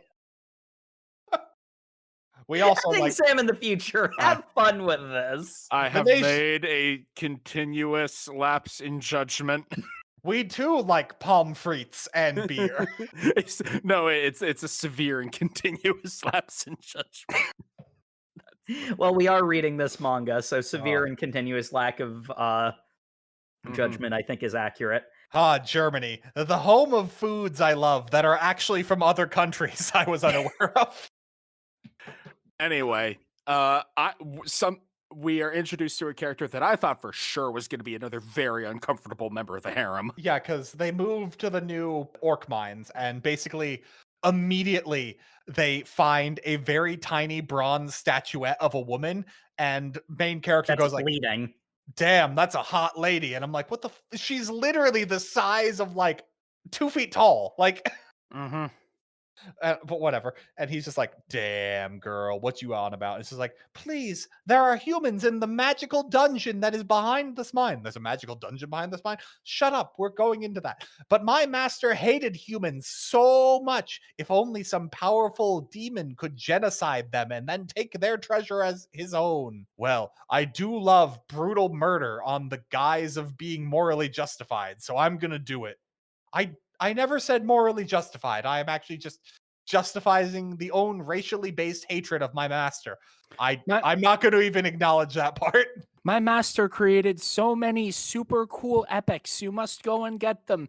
Fat loot, purples and oranges for everybody. Go get them. This dungeon seems really cool. Are we ever going to like go into it deeper or talk about it ever again? No. No, actually, we are going to seal the entrance so that we can't ever use it as a plot point again, unless the writer runs out of ideas. You don't actually even have to hunt for it. One of your miners just happened to break through the wall into it. Yeah, that's how. Oh, right. We forgot to mention that it's around this point where he creates the different like squads. The cat. Well, he's been making the squads, except before they were like the recon squad and the hunting squad, but now it's like you're the miner squad. Agony, pain, death, murder, all the different cool combat squads. And then the homemaking squad for all of the women folk that we will call pleasure. Except that one woman who accidentally got sorted into the wrong squad, and he was upset about that. So I'm just going to breeze through this because I have a special hatred for this nonsense. This is the most isekai ass plot ever, where he, in his cool ass trench coat he had the women make for him, walks into this dungeon and it's just like, wow, what magnificent craftsmanship. It's hard to believe anyone would ever defile such an area. Yo, we're humans and we f everything up. Yeah, stupid monsters, get out of our way. Oh, look, here's another one of them stupid monsters. Excuse me, dear human compatriots. I wish to parley with you.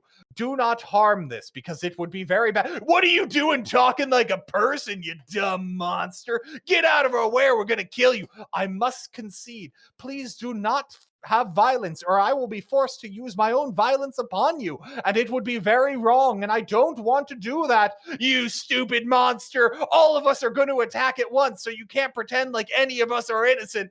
Oh no, well, better kill all of you in the most violent way possible. Do, eating their flesh, gaining their skills. I'm a moral good guy. So here, listeners, is the part where you'll usually hear me play devil's advocate for the series, even if I don't like it, out of a contractual obligation to disagree with Matt. And what I have to say about this is, I have no notes. He's exactly right. What I have to say about this is he actually softened it up a bit. Like they were actually Yeah. much worse. There were worse points of this, yes. You see, the way they softened it up is because because his halberd got picked up in the bear fight, he's just got a knife. Yeah, it's dumb. He goes in there weakened too, is the thing. And you're like, oh man, he also can't use a halberd anymore because he doesn't have a second arm.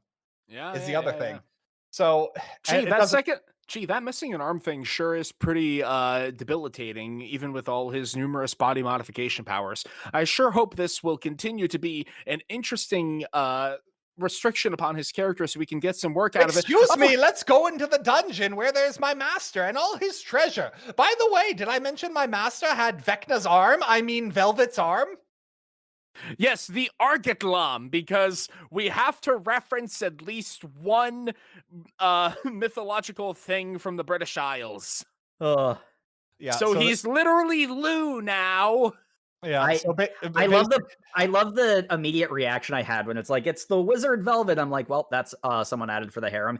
His dungeon. Oh, never mind.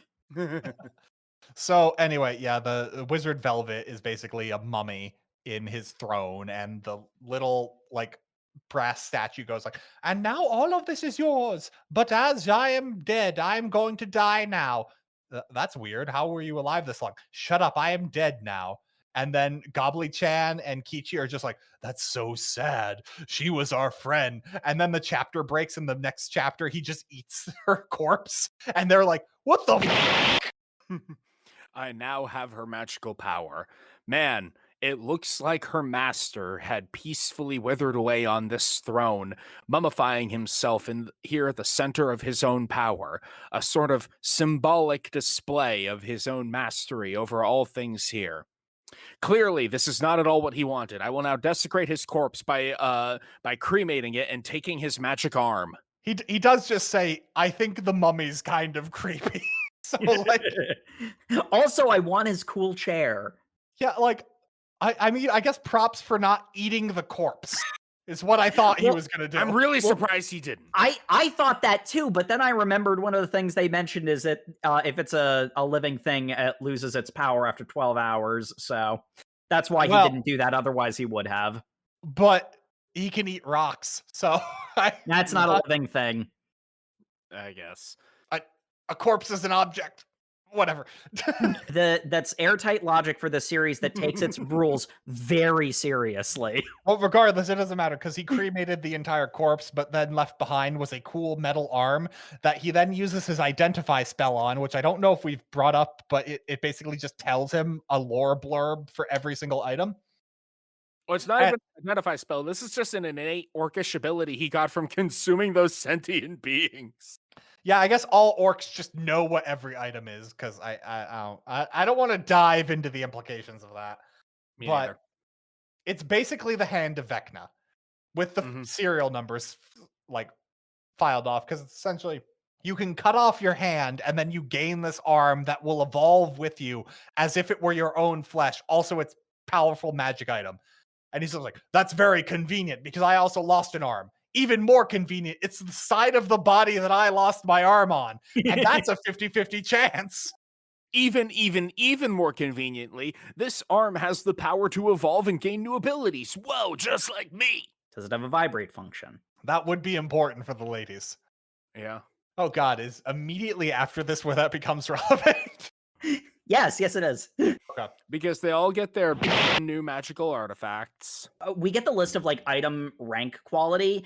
And of course, all of the artifacts are the one step below the maximum level that no one's ever seen before, so that they can have the best gear ever, but we can give them better stuff later. I can't wait for Super Phantom Class to show up out of nowhere. He takes a spear that would be like a legendary level D&D item with its own lore and just goes, this seems like a good loot drop. It is mine now. Mm-hmm.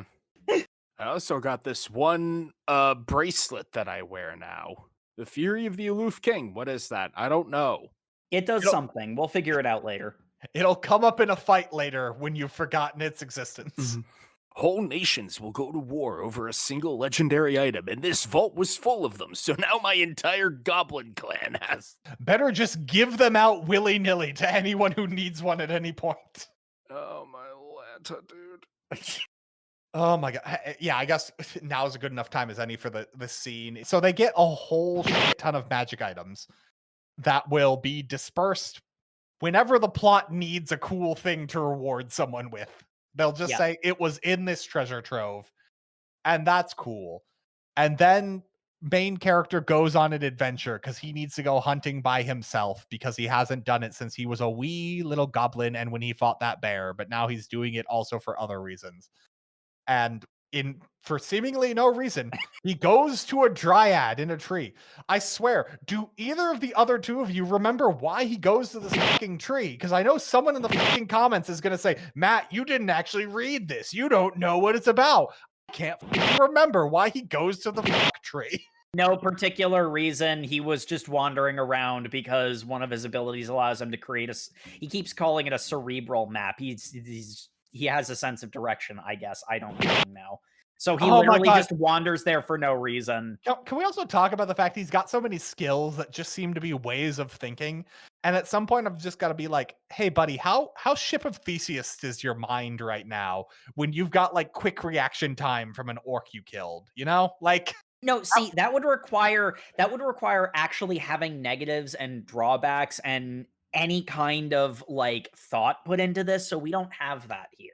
Yeah, because if you had to collect drawbacks, being able to consume things for their abilities would actually be kind of shitty. But whatever. So he goes to the dryad and he remembers that Gobbly Grandpa, in one of the few scenes where Gobbly Grandpa's advice is, I'm like, cool, that makes a lot of sense that he would know about all the dryads that love to fuck people to death.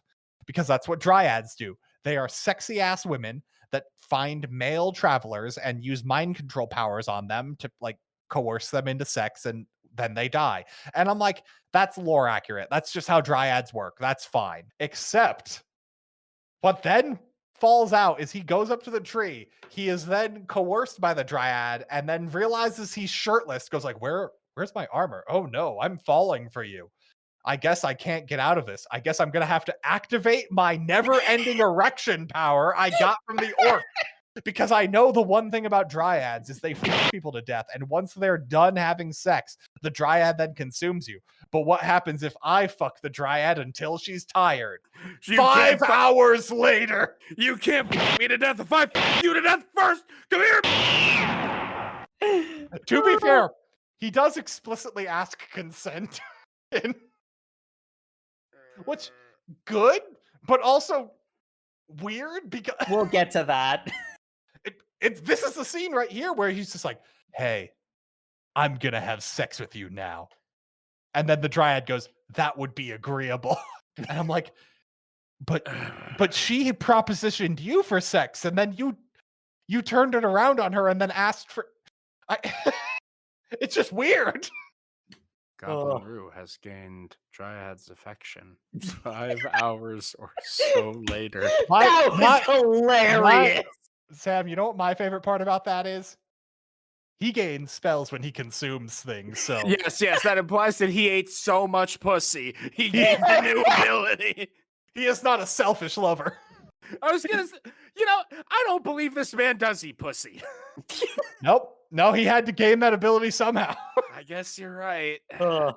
I will say, and this is going to be a thing I'm going to mention later, but I will say, after seeing so many isekais where the milquetoast protagonist never actually goes for it with any of the like many women constantly throwing himself at, the fact that I finally see someone actually go for it was a nice change of pace.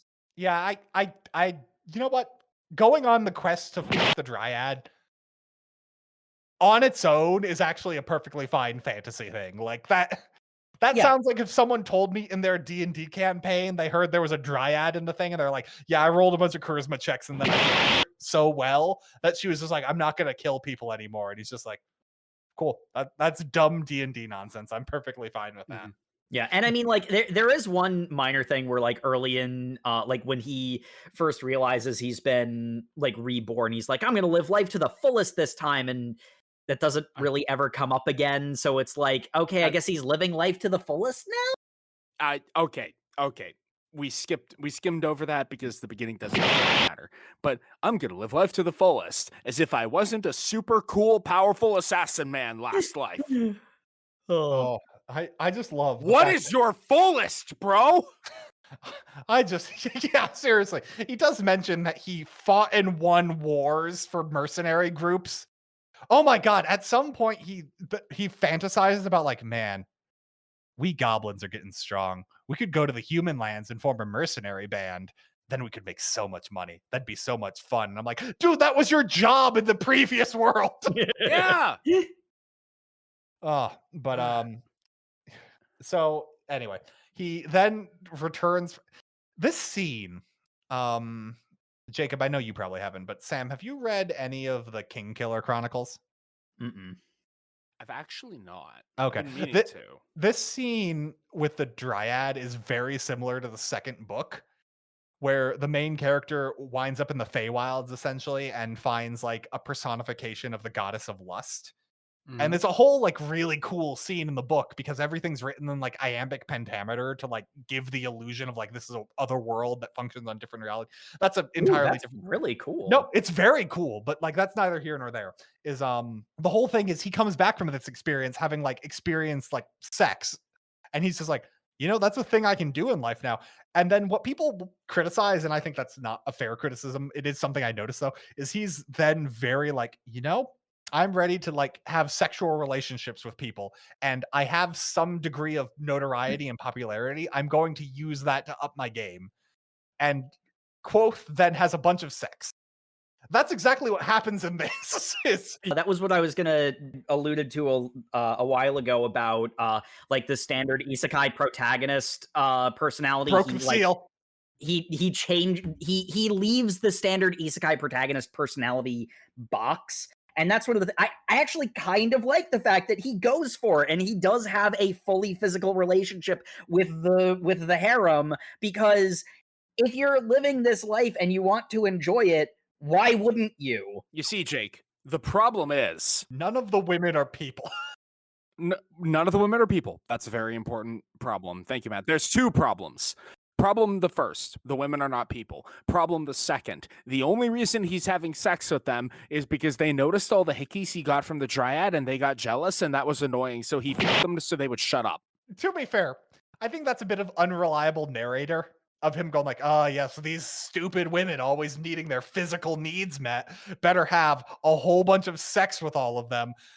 I'm going to use all my body horror powers and spin a giant cocoon web so that I can tentacle them all. This is the most fucking high school, because what happens is it's literally like fucking high school girls, because it's just like, you were paying attention to another girl and that made me upset, but rather than communicate with you, I'm just going to be standoffish. And I'm like, this is a fucking teenage relationship that's going on right now. Is no one is communicating any of their needs or problems, and it's just like, I'm going to be jealous. And then he finally talks to the alchemist, and he's just like, hey, why are all the women being weird to me? He's like, oh, because you came home with hickeys all over your neck, so they know you fucked some, and they all thought they were gonna get fucked. And he's like, man, women, am I right? And she's like, I'm gonna tongue your mouth, and then kisses him, and that causes Goblin Chan to go like, what? And then he goes to bed that night, except he doesn't go to bed because Goblin Chan goes in and is like, you need to fuck me too. And then the four other girls are standing in the background going like, no fair, he needs to fuck me too. And I'm just sitting there going like, why are you making them so juvenile? This is so fucking gross. And then it's got the amazing scene where he goes like, it's like, I'm not going to go into details, But I But never then I thought, go into details. but he then goes, I never thought I would be the protagonist in one of those weird tentacle or like monster hentais, but I guess I am. And then we cut to outside the spiderweb dome of insulating silence, and Kichi's just like, hey, I wonder what Rue's doing. I thought we were going to do some cool trading. And the other girl goblin, who I wish I remembered the name, Goblin-y, E. that's right. E. Her name is E. Goblin-y comes up and just like, hey, we're going to let him have his time. By the way, have we established I'm kind of your love interest? No, we haven't. Don't worry, we won't go any further than this right now, but that's clearly what they're setting up. And then the next day, everyone high-fived him because they knew he had 5 ladies, of which 5 of them had Stockholm Syndrome. I'm sorry, 6 ladies. 6 ladies, 5 of them had Stockholm's. Yeah. Then we get to the next plot point, which we're not going to complain about at all.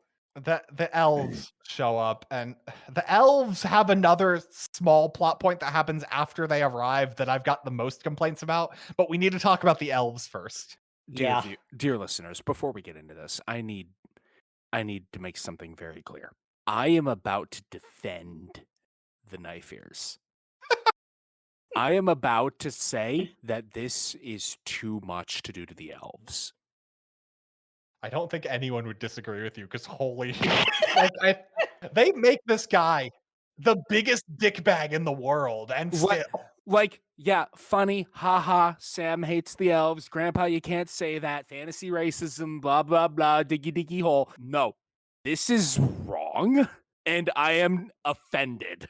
It's horribly, horribly uncomfortable, but we have to introduce the elves first, because they need to be, or at least one of them needs to be as reprehensible as possible, so it justifies everything else that happens somehow. I don't know. If by reprehensible as possible, you mean slightly arrogant and that pisses me off. Yeah, okay, obnoxious as possible. That's a better way of putting it. You see, we have to have the snooty elf prince show up and have him be snooty, and because he's a snooty elf, he's a weakling beta male, and our hero, our big male alpha ogre, he's definitely a sigma male. Yeah, he's got to be like, I definitely wanted to tell him, how dare he show up at my doorstep unannounced, I'll rip your arms off. But I actually restrained myself, and I was very polite, and then he was still a prick, and that's why I completely humiliated him in front of all of the pretty elf girls. And then I apologized to the pretty elf girls, and I could see that they blushed and was just like, actually, yeah, he is a dick and you're super handsome. Mm-hmm. I definitely caught an arrow from one of the elf snipers in my teeth. This sounds like a story you're told when you're at Friday Night Magic and you just really want your opponent to shut the fuck up and play cards. Yes, past turn already. Yeah, I get it. Your campaign's taking place in not Japan and you have a waifu. I don't really want to hear more about it. He didn't even use deflect missiles right. You're supposed to spend a key point to throw it back, not break the arrow. Oh, he threw it back all right. So anyway, I used the unique power of my super legendary spear, and I totally won the fight. Oh my god, yeah, his spear has the ability that when it cuts someone, it then causes a phantasmal image of 100 spears cutting you all over. And I'm just like, what? That seems like it would be really, really useful, except for this very specific situation. What? Just what? So it made them all scared. And then all of the elves ran away. I cast fear on them so that they would never come back. Man, if this manga wanted to like play the fact that we have an unreliable narrator, now would be a great time to do it, because holy shit is this? Like if it cut to what actually happened from Goblin-chan's point of view. Or like if it cut to Rao looking completely different and he's telling the story and that's why there's so many narration boxes, I wouldn't have gotten this far if I was just reading it, but that would at least be a fun twist. But yeah, so the elves leave. I forget what the interstitial thing is between them and that. He learns how to make mini-me's. Oh my god, he gets the Superman ability where he can make tiny clones of himself. Of himself. Right.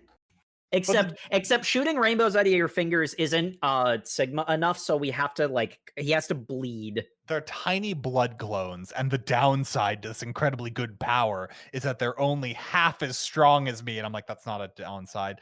Also, they use my blood. Oh, that's actually a pretty big downside. But I also have the ability that just lets me regenerate blood from other people. Okay, so that's not a downside. Yep.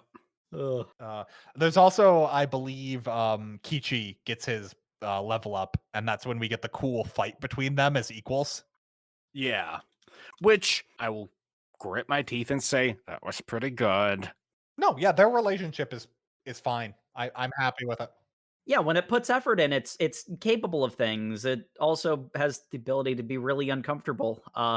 Yeah. So Hey, what's anyway, that marching sound? yeah, it's 2 days later. The fear effect on the elf wore off about like halfway through the trip. He turned around and was just like, "Well, I can't let this like subhuman demean me. So we're going to come in there and we're going to kill all of them, despite the fact we had come to them to request their aid in a battle. So it doesn't seem like you're in a position to bargain, but whatever." And he's like, man, I'm just making cute outfits for all the girls in my camp. Oh my god, he does do that. He goes up to Goblin Chen. He's just like, "Hey, could I just examine your body for a second?" And she's like, "Right here with everyone watching?" And he's just like, "No, Oh to make new clothes. We can do it later." Okay, Oh. that's fine. That was also kind of funny. You know what? As far as isekai nonsense goes, I'm just happy that they're just having sex and aren't pretending like it's something that no one has. I guess that's You know what? fine. You know what? Yeah, we're breaking new ground, I guess. Sure, I don't care at this point. Like, whatever. But the elves come back, and he's just like, "I allowed you to leave, but not again. Except I still will allow you to leave. We beat you almost immediately. You guys are really weak, and we've captured all of you. But I'm going to allow you a situation where you can fight a member." He does an incredibly convoluted ploy because he captures them. He ties them all up, and he's like, "I will allow you to fight 1v1 a member of my goblin band, and if you defeat them, you are free to go. But if you do not defeat them, you die. But if you kill them, you also die. Is that fine?" And they're like, I guess if you're going to give us an opportunity, okay, I'll cut one of you free first. Aha, I'm going to kill you stupid monster. Well, I just killed that guy, so I'm going to eat him in front of you to gain your language. Also, Matt was confused because he thought he ate the elf leader because it wasn't I thought clear. that too. Yeah, it wasn't clear who was cut free. It was a random other guy. But, and essentially he starts a tournament. Another guy who is screaming, no, please stop. Have mercy. Yeah, so essentially they're just like, okay, so well, he tried to kill me, so I can kill him in the most gruesome force possible. And I'm like, that's not how. That's not how morality works. And then he didn't even learn the elf language. He got a 30% bonus to buying and selling. Yeah. No. He did get the That's elf at the end. Yeah, he gets that later, which is interesting. They also established that human languages work different than monster languages. Monster languages, you just gain the language and you can speak with them. I skimmed that. I'm not gonna lie. Yeah, human languages you gain the full ability to speak it, but also all human languages are close enough to each other that they can talk, and goblins are included in that. So that's how the human women understood him earlier on, is goblin and human is close enough that humans understand like 70% of what a goblin says. And I'm like, so you didn't need to eat those people? No, you did it anyway? Okay, well. No, but you see, it was noble for reasons. No, what's noble is the like might makes right tournament arc he's set up where someone is able to fight their way in. Except it's then established that the fights have been rigged so that the hot women have very easy fights and all win. And some men die. And then they are all we free. Didn't care about them. We are all free to go. And by free to go, I mean you are now giving us all your possessions and you are being like kept as prisoners, which isn't free to go. They're being locked in cages. And on top of being locked in cages, you remember my ability to secrete poison from my glands. Well, I've also mixed that with, I think, the dryad power to turn it into an aphrodisiac. It came up earlier in the orgy he had with the women. He like made aphrodisiac blood to like make it even hotter for everyone. And I have now forcibly poisoned all of these sentient beings with an aphrodisiac so that I can mentally break them into being my sex slaves. No, that's the problem, Sam. He doesn't say sex He doesn't slaves. frame it that way. He pretends he's waiting for them to consent willingly because he doesn't understand what the word willingly means. You drugged them, it's still coercion! You know, normally when you're engaging in denial play, you get the consent beforehand. Yeah, so essentially, letting them go meant not killing them. And he then, despite the fact he found it abhorrent, he was disgusted by the practice of keeping like breeding slaves, man, those goblins do need to fuck though. But And man, elves are sexy as fuck. We're gonna keep them as sex slaves. elves are like humans, but not people. That's literally That's the way it's framed! It's literally not gross if it's elves. This is too much for me. The guy the joke is that I'm fantasy racist against elves. No, Sam, because you're fantasy racist against elves. The writer of this is just actually racist against elves! Oh my god, dude. Because literally, the point of this story is it's not wrong because they're elves. Yes, that's the way that it's framed. It is literally positioned that, and I'm sitting here like, why not just let him be a villain then? If you're gonna do this, it's like he says he's gonna let them go and then proceeds not to. So he's not an honor culture at that point. He also rigged the fight so that the women didn't die because he's a misogynist, which is we already knew. And then he drugs them with an aphrodisiac and puts Grandpa in charge of them until they break. And when they break, he goes like, "Well, are the prostitutes ready to be prostitutes?" And he's just like, "Yep." Well, that's cool.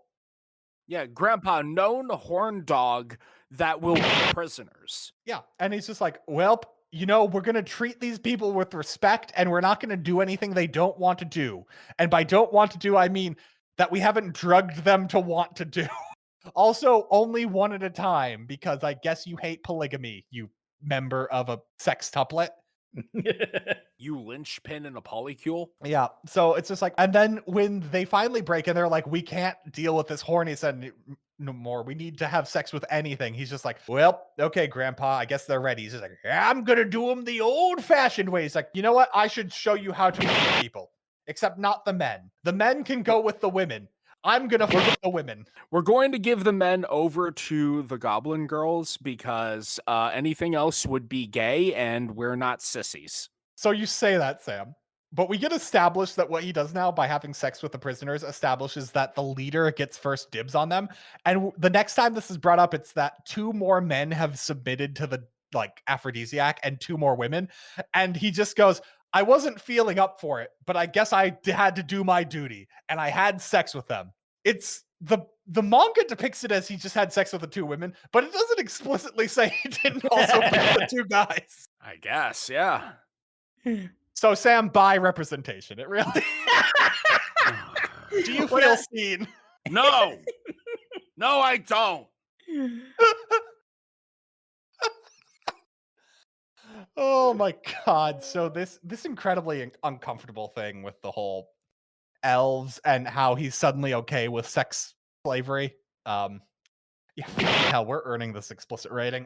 I don't.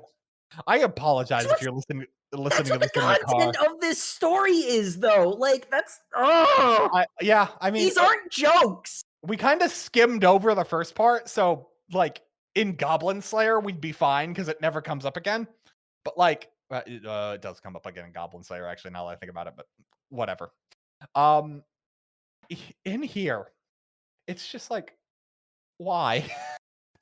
Just why? He does a complete 180 because elves ain't people, I guess. So here is where we get to the point in the story that what we just read was horrible, but I expected this manga to not care and like pretend it's virtue signaling is essentially what it actually is. It's like, here's a thing I believe in, and these people are wrong, so my morality doesn't matter anymore because bad people are punished to such an insane degree. As long as you're good, you are good. It's like the garbage I hate seeing on Twitter, but is clearly how that platform works, but whatever. Here's the part that's actually horrifying to me is we get the scene where the goblin deserters happen. And this is a group of goblins from the previous generation who basically, we get established that there's a whole thing about the goblins of Rue's generation are doing so well because he has pack tactics, and also because goblins, how they live their first month of life really sets them up for how they're going to succeed going forward. And basically, because all previous goblin generations were like malnourished and barely scraping by, they don't have a foundation to build on, so they're never going to catch up. And these goblins are basically at the bottom rung of the caste system. And they're like, we're so low in the hierarchy, we're never even going to have a chance of having sex with those elf women you've brought in. So what's even the point of doing anything? And Rue's just like, that was fine. You were always allowed to leave. And the goblins are like, what? And he's just like, yeah, no, here is a box of mithril daggers. I'll even cut myself on them to show how sharp they are. And they're like, that's really cool. We were actually going to fight you to the death to leave. He's like, no, cool. If you don't want to live here, you never had to live here. You can leave at any point. Everyone was always allowed to do that. And they're like, that's really cool of you. We're going to leave now. That's fine. I only want the best working for me. Well, we clearly ain't that. And I'm like, hey, you and me both, buddy, right? Like, what does that even mean? Leave. And he says, like, by the way, my blood is on that dagger, so I can now track them at any moment because they have a tiny blood clone that spies on them. But that's not what Matt's angry about, so we'll get to it. He then has a meeting where he tells everyone in the camp, like, hey, by the way, we had some deserters 2 days ago. I didn't know this would be big news, but I just want to make the official announcement. Anyone who wants to leave at any point has always been able to do that. I don't want to feel like you're captured here. By the way, human women who are being kept here as hostages, I just wanted to inform you, you were always allowed to leave. Except for the part where the fact that I haven't explained that to you until now. Except when they first were hostages, he said, I'll tell you when you're able to leave. And now he's like, you were always able to leave, but now you're too addicted to this dick and the aphrodisiacs my blood contains. And the reason that I brutalized those goblins earlier was because they were going to do a which is bad. But I'm definitely not going to bring up the fact that the goblin deserters were carrying along human slaves with them as they left. Were they? Were I don't think they were. There was like no, I guess it didn't count because it was a dude, so they're not gonna like him.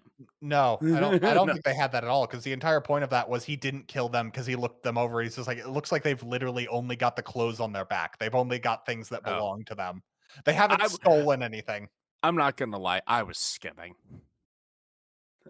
That's a pretty big thing to read into it. I'm gonna be honest. Like, they had a flashback when they were talking. That was it. That was it. It was probably a flashback, and because I was giving this manga such little respect at this point, I didn't know. And because the structure is already so bad, I don't know what's a flashback and what's present. Yeah, they flashed back to the elf slaves, and were like, we aren't even going to get a chance with them sex workers. Because essentially he's trying to pretend they're sex workers. He's like, we're going to treat those prostitutes with respect. Except they can't leave. And they are all drugged. Yeah.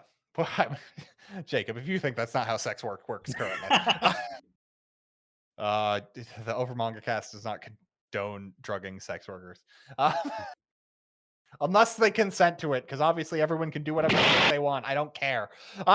I'm not a moral arbiter of anything. What we're saying is exploitation is bad, and that brings us to the end of our reading. Yes, let's please leave.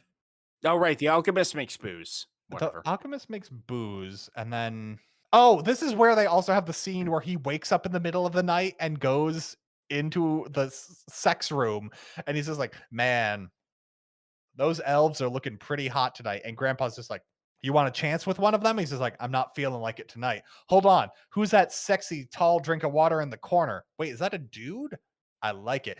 And he looks over, and it's just a person made of shadow. And then he wakes up in bed going like, I can't remember last night. oh, well, not going to concern myself with that. And I'm like, what the manga? I don't know. I do not know. But yeah, and then they have a big party, which is actually a pretty fun end to the reading, is him just going like, cheers! Because the one thing he loves is booze. He even says it's not very good booze every time he drinks it, and he's just like, but it's still booze. And I'm like, I know the feel, bud. Me too. Me too.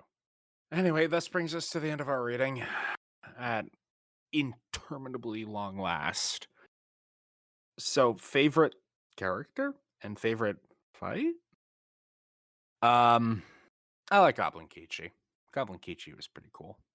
He was a decent rival character. He does have the best fights. He does have the best fights. And the sparring match when he turns into an ogre and we learn that he's like a fire ogre and he fights Rue, that was a pretty fun fight. And he's actually stronger than Rue because Rue like generalizes his stat distribution and he specializes it for fighting. Except Rue has combat training from being a mercenary in his previous life, which is already. Except Rue isn't mentally challenged. Oh. Yeah, that's another thing we've been sparing for you, dear readers. If you haven't read this and are just listening to us, it's not very kind to the differently abled. So the point being that they had a pretty cool sparring match. It was a good chance to show how there's actually something resembling a character arc happening between two characters, and I am a man in a desert who will take any drop of water at this point. I'm a man in the desert who will take any crab ramen I can find. God, if I were that man in the desert, I'd be so happy. How about you, Matt? Favorite character, favorite fight? Man, can I pick the baked potato girl from Crazy Food Truck now that I'm thinking about her? No, favorite character. You said Goblikichi, so I guess I'll go with the only other character that exists in this, which is Gobli-chan. She's fun. She gets to have the kind of like, you're strong and I'm in your friend group kind of romance. That's fine. I'm okay with her up until she's like, you f someone else, why don't you fuck me? And that was kind of weird. And then she stops being a character from then on. But up until that point, she was fun. Favorite fight? I am gonna go with Rue that Dryad for 5 hours straight until she admitted defeat. That's a pretty good one. Yep, because listeners, in case you're unaware, sex is a contest, and you have to win it. The Over Manga Cast does not support anything that's happened over the past few hours, actually. Jacob, favorite character, favorite fight? Well, since you guys picked the two characters in this manga, I guess I can just choose whoever, and I'm gonna go with Kichi because honestly, I think that his he actually had a character arc and character development, and one of the rare cases where our protagonist Rue actually had something of a personality was bouncing off of Kichi. That's the most character I saw. I'd say a good runner-up for me, since we basically are saying there's like 3 characters in this. The Goblin Mage is also kind of fun. Yeah. She's got some fun interactions. Sei, I think her name is. Yeah, I'm pretty sure it's Sei. If she had more time to do stuff, because like she does the whole like I'm quiet and mysterious until I get sadistic when it's about magic. Like it's a fairly simple character, and I feel like if she had more time, she'd be more endearing. But Yeah, she's not introduced until a little over halfway through. I like the pushback she had with Ro, but she is included in the amount of women who are jealous he had sex with the Dryad, so not sure how long that's gonna work. But yeah, she's a female character getting character development. We'll see how that goes if we ever touch this toxic waste dump again. Character development, otherwise known as Rose Dick. As for favorite fight, I actually really liked the Night Viper fight. The fact that it was one of the earliest ones meant that them winning easily made sense. You kind of want to build up, underdog fights, especially if you do a power fantasy right. You can still have the protagonist be an underdog and have it work, but early on fights, punching up and it makes sense the kind of thing that this thing did constantly early on. And the other thing I liked about it was the thing that it did that never goes anywhere because god damn it is it really established the three mains as having really good teamwork, and like it told it, but it also showed it in a way that actually made sense.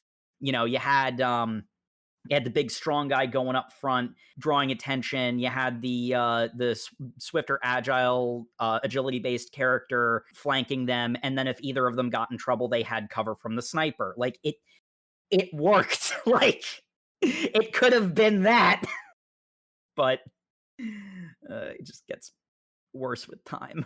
So yeah, are any of us going to continue reading this?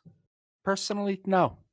There are parts of this where there's a lot of it where it's like the leveling up aspect I liked. And I honestly liked a lot of the power fantasy elements because again, they were just like on the razor's margin of being good. But dear God, did it dip into some extremely uncomfortable territory that I just don't want to touch. Yeah, that's kind of where I am, Jacob. It's like I can see why people would recommend this if you're like looking for like, hey, what if the person was a monster? But then it doesn't go far enough in that direction. Like Yeah. he doesn't have the mindset. He also and then like if people are like, I like it when people start from the bottom and they pick like the weakest thing to start as. He doesn't actually do that though. It's a lot of It starts off like it's going to do that, but it skips steps early on and gets worse from there. it just introduces that he has psychic powers from his previous life, though. The fact they don't start with the fact he has psychic powers is kind of like the worst crime, too. Yeah. Because slime at least starts with, hey, you can consume other things and gain their powers. I think Am I a Spider also starts off with she consumes actually, I don't think she. No, she gains things from eating meat. I don't know. I've not read a lot of that one, but like this does fill a vibe of like the Digimon fan in me that I want a cool story about a monster gaining power and evolving into new forms and being a cool thing. And it's Mm. like I would love a Digimon manga that's not about like tamers. It's about like a Digimon in the digital world. Go like a Digimon Isekai would be cool. Like I was reborn as a Digimon and now I get to eat things, gain their data. Yeah. And like I can see that doesn't exist. So someone going like, "You want something like that?" Well, here's something like that. And I'm like, "You're right. This is kind of like that." But the ways it's not like that is so Repulsive. it's almost what I want, but like Yeah. it just makes weird choices and it's Yeah, I'm in the exact same space where I want to say yes, but also the idea of saying yes turns my stomach. I Because I mean, like, I okay, well, there's the creepy stuff, but there's also the parts where it's like it's making choices in its own space that I don't like either. yeah, So I'm just gonna say right now, the things I find morally repugnant about this, I also don't think it's like trying to make a statement that those are correct. I think yeah, it's just poorly written. So I can just ignore those. Like the elf thing is just like I don't know what it's doing with that. I don't think it's yeah, thought this through. I'm just going to ignore it. But like I don't know, cuz part of me wants the popcorn of like, oh, I wonder what he's going to evolve into next. Except mhm, I feel like we're at the point where it's going to start plateauing because he can't just keep turning into new things. yeah, Even though it's doing the anime thing of like, I'm going to turn into a sexy anime lady.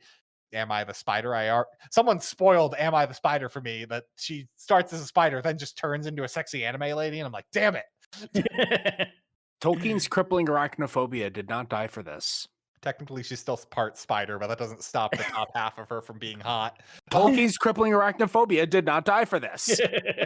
I guess to be clear, that I think Matt and I are in the same position of there are parts of this that I like. I want to say yes, but it makes a lot of choices that aren't fun. And then for me personally, I think the divergence is I can squint past the stuff, but I don't want to because I'll just go watch a Digimon show again instead that doesn't have this. Yeah, I guess where I'm going to land on this is I would not continue reading the manga. I think I might check out the anime because the anime will 100% be sanitized. Yeah, tone down on the worst aspects of it. The problem is I don't think an anime will progress fast enough for me to like the popcorn aspect of this. So it's like An anime worth checking out, but reading more of the manga, nah, I don't think so. yeah, that's kind of where I'm at. My God, we agree on something. What the hell is happening? You know, fuck it. I don't want to agree with Jacob. I would read more of it, but I'd hate every step of the way. I will admit there was a part of me curious what the fuck is up with the Shadow Man in the brothel. Yeah. Like, Yeah, same. Well, it's presenting mysteries, and again, like there are cases where this is I don't actually trust it legitimately good, I but don't trust it enough. yeah, actually, you know what? If you're listening to this on YouTube, write in the comments right now, what the fuck is that Shadow Man about? Please, I don't want to read more. I don't want to read it, so just spoil it for us. Just tell me what the Shadow Man is, and tell me, does this do anything? Like, I don't. Just tell me this does something different. Okay, I'm done complaining. Let's move on. Never stop complaining. And thank you, everybody, once again for tuning into the Over Manga Cast. As always, you can find us on all of your social medias where we are at Over Manga Cast, Facebook, X, Instagram, stuff. Like YouTube. Do we have a subreddit yet? No. Get, No. Get on that, listeners. Make a subreddit. We are also on YouTube where you can like, comment, and subscribe. The episodes go up on a 2-week delay, so if you want to catch our up-to-date stuff, there is overmangacast.com, which also has a way you can comment on individual episodes. Recommend good things to us, please. We need a palate cleanser. And as always, we appreciate reviews in any and all form. Go ahead, review wherever you can review podcasts anymore. I don't know. Or you can email us directly overmongcast@gmail.com. Tell us how we're doing. Tell us, hey, I love Remonster and you've just completely butchered it. I honestly genuinely appreciate the feedback of someone who enjoys this. It'd be interesting. But as always, reviews are great and recommendations perfect. We love having people tell us what to read so we don't have to pick, because when we do, we read Remonster. That's not even true. I don't know what I'm talking about. Hey Sam, what are we reading next week? Next week, we're going to be reading Sandland. Everything of it that is available. Rest in peace, Akira Toriyama, and we'll see you all next Thursday. Good night, everybody. Good night, everybody. Okay. How much human flesh do I have to consume to not have to read Sandland? Is it 3 human arms? One from me, one from Jake, and one from Jay. Wait, where was Jay? Matt. I needed the ability to speak Japanese and also not like things because the art isn't what I wanted.